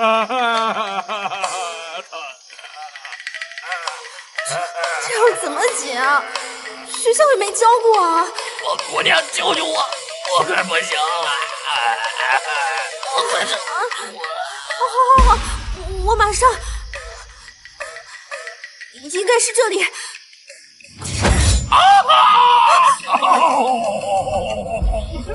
你这是要我的命啊！你到底行不行啊你不是神医吗？孟姑娘，你看这一次要不要把她另半张脸也刺上几刀，缝上几针？我还在想呢，这几针哪有这么容易啊？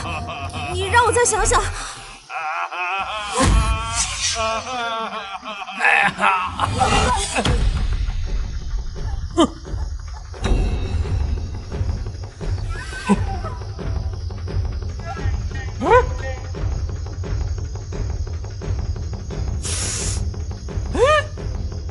巴塔莲，你现在还觉得他是你的恩人吗？不是这样的，不是这样的！骗我！你根本就不懂医术！我不是救了你吗？虽然你伤了半张脸，可是你的命保住了。你怎么能恩将仇报？张大虎，当初你那张脸用些草药便能好，可是他偏要在你脸上划上几刀。还有你的弟弟，原本只是受了一些皮肉创伤，而他不懂医术，让他白白丢了性命。他弟弟那是个意外，是他自己命不好。现在该你命不好了。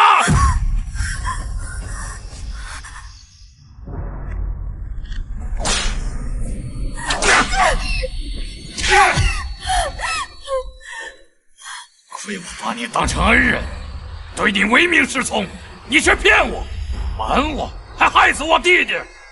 我要你血债血偿！陈大虎，你敢！我可是世子的女人。哼，世子！要不是世子轻信你，我弟弟也不会死。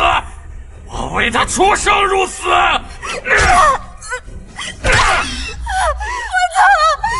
求求你放过我吧，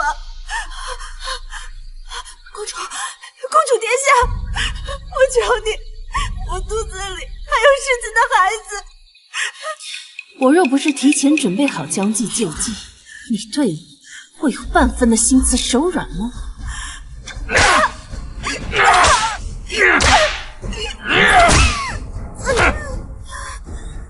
这样的贱人就不配活着！住手！之外别怕，我来救你了。世子怎么来的这么快？是来吃饭的？你怎么安然无恙？就在上面的人是洋洋，洋洋。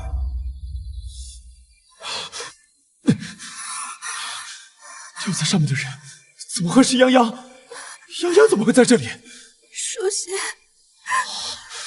盛之婉，你设计泱泱！世子说话真是好笑啊！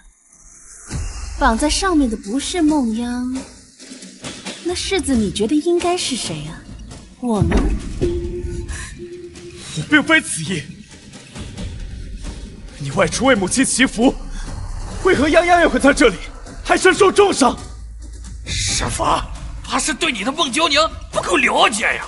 他跟公主是一伙的，他想要我的命，世子你要为我做主啊！之婉，纳妾一事是我错了，这些年我是亏欠于你，你要怪罪我，要罚我。我都认，可这是你我之间的事，泱泱她是无辜的。世子，你真是昏了头！我们公主何等高贵，怎会为了一个低贱的农女去做下三滥的事？就因为孟娘子几句话，我们公主在世子眼里就这么卑劣吗？世子如此，实在是太寒公主的心了。之婉，我……世子，我的肚子好痛。泱泱，别怕，别怕，我这就带你回去，你会没事的。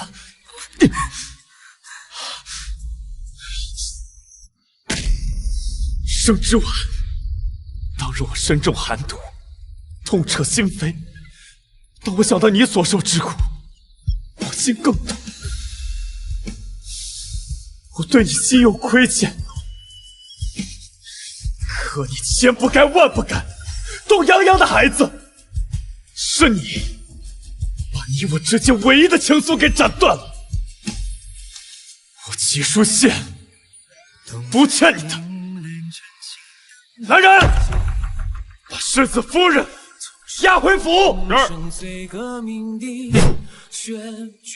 只要他不想走，谁也带不走他。商二公子，她是我夫人，我们的事还轮不到一个外人插手。你的夫人，你配吗？说什么？你抱着小妾，把正7刀犯人押回去，如此夫君，你不配！你什么意思？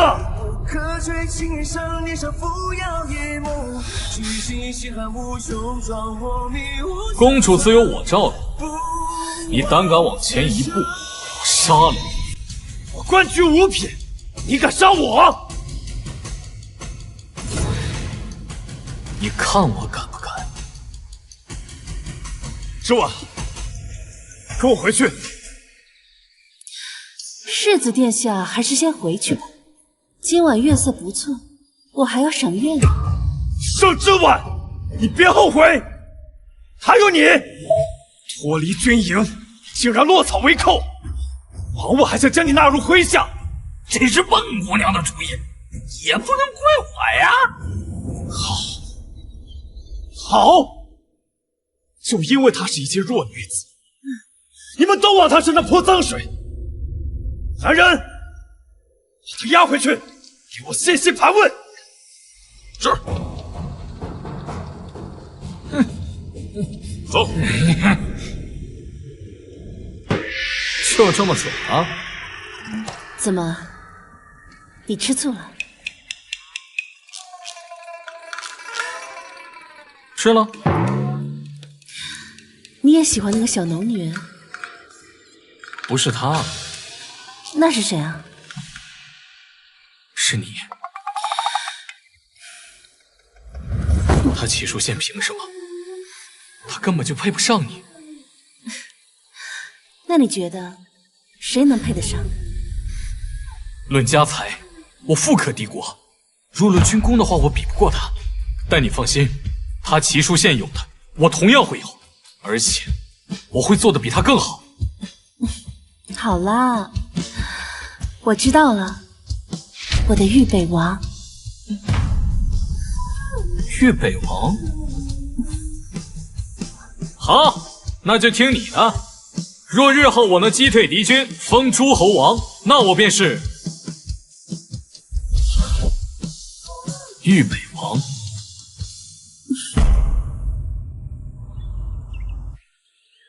盛之婉太过分了，竟能伤家二公子，勾结。孩子，我的孩子还好吗？洋洋，洋洋，莫怕莫怕，孩子保住了。话说，那日你怎么会在朝阳寺？到底发生了什么事？是公主，是公主，她想害我，想害我肚子里的孩子。世子，我好害怕。这个毒妇，连我国公府的血脉都不放过。她在哪儿？她要敢回来，我势必……世子夫人回来了。好了，洋洋莫怕，有我呢。我倒要看看她究竟要干什么！母亲，母亲，世子，你快去拦这些母亲，不要让她因为我让事情闹得不愉快。洋洋，你就是太懂事了。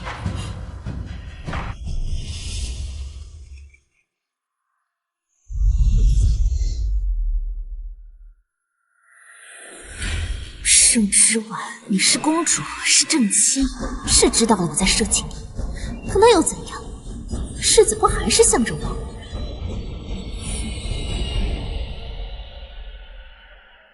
盛之婉，你还有脸回来？我可不是世子，嘴上说着一生一世一双人，可转头就跟别的女人风流流种，我怎么就没脸回来呀？我知公主因世子疼爱我而吃醋，可再怎么样，你也不能跟张大虎那样的匪徒厮混，你让国公府的脸面可往哪儿搁呀？孟姑娘这颠倒黑白的本事，真是令本宫瞠目结舌。若你是清婉，为何你的簪子会在张大虎手里？为何他会对你那般客气？又为何他会为了你伤我洋洋？你还要装到什么时候？那世子呢？明知我有危险，可来的却是那般迟。怎么，有事耽搁了？还是说要来给我收尸啊？我自是耽搁了。那世子回来可有仔细盘查呀？这张大虎与孟姑娘可是一口一个恩人，一口一句赴汤蹈火，而我只是戳破了他的骗局。洋洋，他这话什么意思？你可有什么瞒着我？齐书宪，你蠢也就罢了，但你骨子里就是一个狼子野心之徒。之婉，舒宪也是对你关心则乱，只是你与别的男人一夜未归，谁知道会发生什么呢？您这是什么意思？你与他人一夜未归，难免会对你的名声有碍。不如你把嫁妆交给舒宪，他定会原谅你。母亲这也是为你好啊。看来这嫁妆比你们的命都重要。好孩子，难不成你要背着烂臭的名声，往后你又如何见人呢？公主，你不妨就说出实情吧。昨夜是张大虎强迫了你，我也可以为您做人证的。您是受了委屈的，想必世子肯定会原谅你的。如今是你对不起国公府，你还摆出这副盛气凌人的样子给谁看呢？盛之婉，收收你的架子。好的，我明白了。你明白了，那就好，那就好。舒宪他同意了，上了这个喜，此事便过去了。不必如此麻烦。哎，之婉，你这又怎么了？方才还不是答应的好好的？公主一面说自己清白，一面又不愿受刑，可终究是一夜未归。你又生得这般花容月貌，我要是男人，我也会有想法的。齐书宪，你觉得呢？之婉，你告诉我，昨夜到底有没有？好，既然是非对错你自有评判，那从今以后，你我便桥归桥，路归路，我们和离。和离？不能和离！你的嫁妆，我不同意。这孟姑娘腹中已怀有世子的骨肉，这样一来，便可顺理成章的上位了。什么？齐世子居然有孩子了，还是孟九娘的孩子？若是不合理，这不是让公主给农女养孩子吗？够了，盛之婉，何必闹成这般？你不嫌丢人吗？丢人的是你，我早就知道你们会有这一出。诸位，这是蝰蛇果，若我非处子之身，此果便会让我红疹泛起，疼痛难忍。今日我便当着众人的面服下，一则是堵住悠悠众口，二则是给自己的清白一个交代。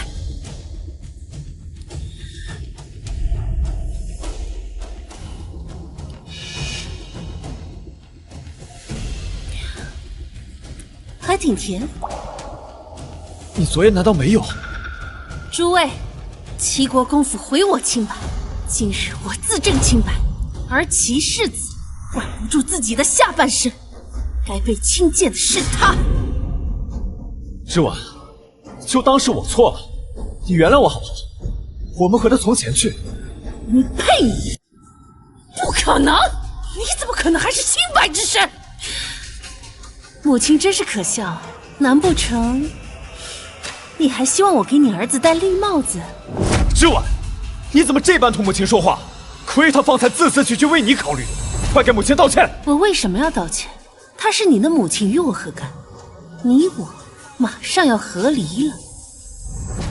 之婉，你到底要胡闹到什么时候？世子，你是耳聋吗？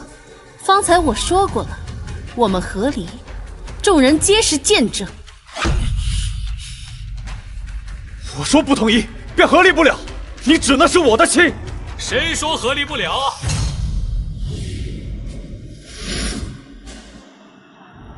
我来为公主撑腰了。商二公子，这是我国公府的家务事，还请你不要插手。说我非要插手呢？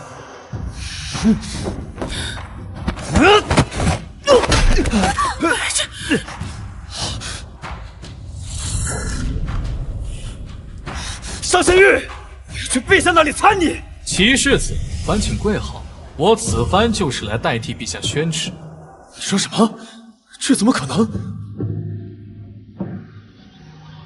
陛下圣旨在此。参见陛下。齐书宪，你要站着领旨吗？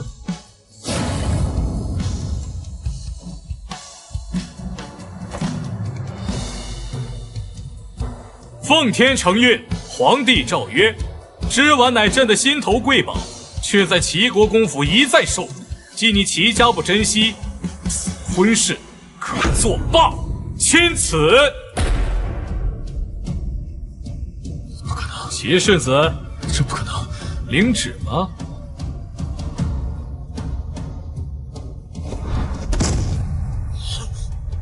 上新月，一再如此，意欲何为？世子不知。十二公子如此维护着公主，想来并非是一朝一夕的情谊了吧？可公主既为世子的夫人，又怎能与外男拉扯？如此，该多伤世子的心啊！盛之丸，你早该为我让渡，从此我就是名正言顺的世子夫人了。世子，织丸，你以为离了我，你能找到什么好的人家？只要你现在跟我认错，我马上去陛下那里，求他收回圣旨，我们还跟以前一样，好好过日子。谁说没有？多谢世子放手。不可能，你们走吧。织丸，国公爷到。慢点儿。国公爷，你这是不走吗？有好戏看。这是我和桃娘的孩子，以后就记在你的名下，当嫡次子，好好的养着。你竟想让他把孩子生下来？那怎么了？你又不能生了，大呼小叫，成何体统？国公爷，你不能这么对我！你和这个贱生的孩子还要记在我的名下，你怎么不考虑我的感受？身为主母，连个孩子你都容不下，度量如此狭隘，这要是传出去，岂不是贻笑大方？我不管，我绝不允许这孩子进门！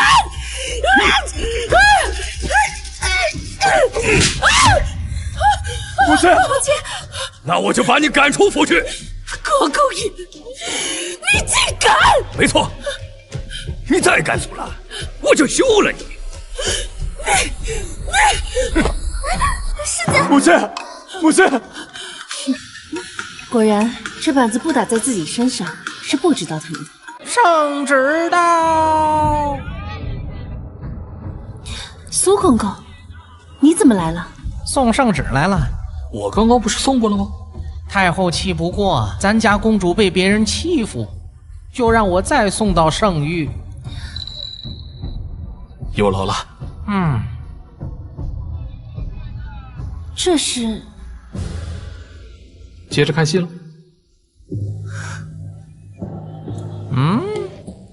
别装了，要装晕，接完圣旨后再装吧。这怎么又要圣旨？苏公公，这圣旨是何内容啊？爹，定是边关告急，圣上要我为国立功。怎么就转进来了？怎么就转进来了？急什么呀？马上就知道了。宣圣旨，微臣接旨。奉天承运，皇帝诏曰：齐国公任户部官职，私自动用国库，使夺爵位。动用国库？你疯了吗？钱呢？要不是你把钱管得死死的，我又何必动用国库啊？及其崔氏与其女齐氏私自挪用公主嫁妆，不合礼法，收国公府。你这个恶妇，连公主的嫁妆都敢动！现在我们连住的地方都没了。爹娘，别怕，我还有军功在身，我还有军功在身，军功在身呢。你，齐书县虽有军功在身，却在军中错信龙女梦央，致众多将士无辜惨死，其罪难逃。齐家上下发配岭南，龙女梦央勾结山匪，其罪当诛，明日斩首。诸位，接旨吧。母亲，母亲，母亲，母亲，都什么时候了？别装了！母亲真的晕了。师姐，我不想死，你快救救我！都怪你！头娘，头娘，有没有人呐？都怪有没有人？好戏也看完了，走吧。军中在这，我来照顾。我安，都怪你，都怪你！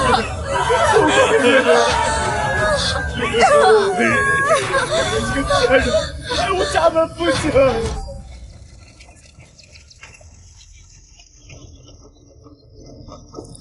商二公子，无需这般盯着我看。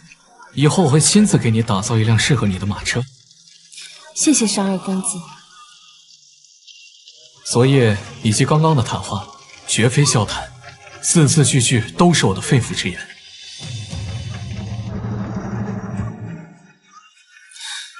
莫不是我求你帮了个忙，从此以后你便要赖上我了吧？哼，那日就算你不找我，我也会亲自送上门，保护你周全的。我和世子和离，这名声我不在意，我从来不在意这些。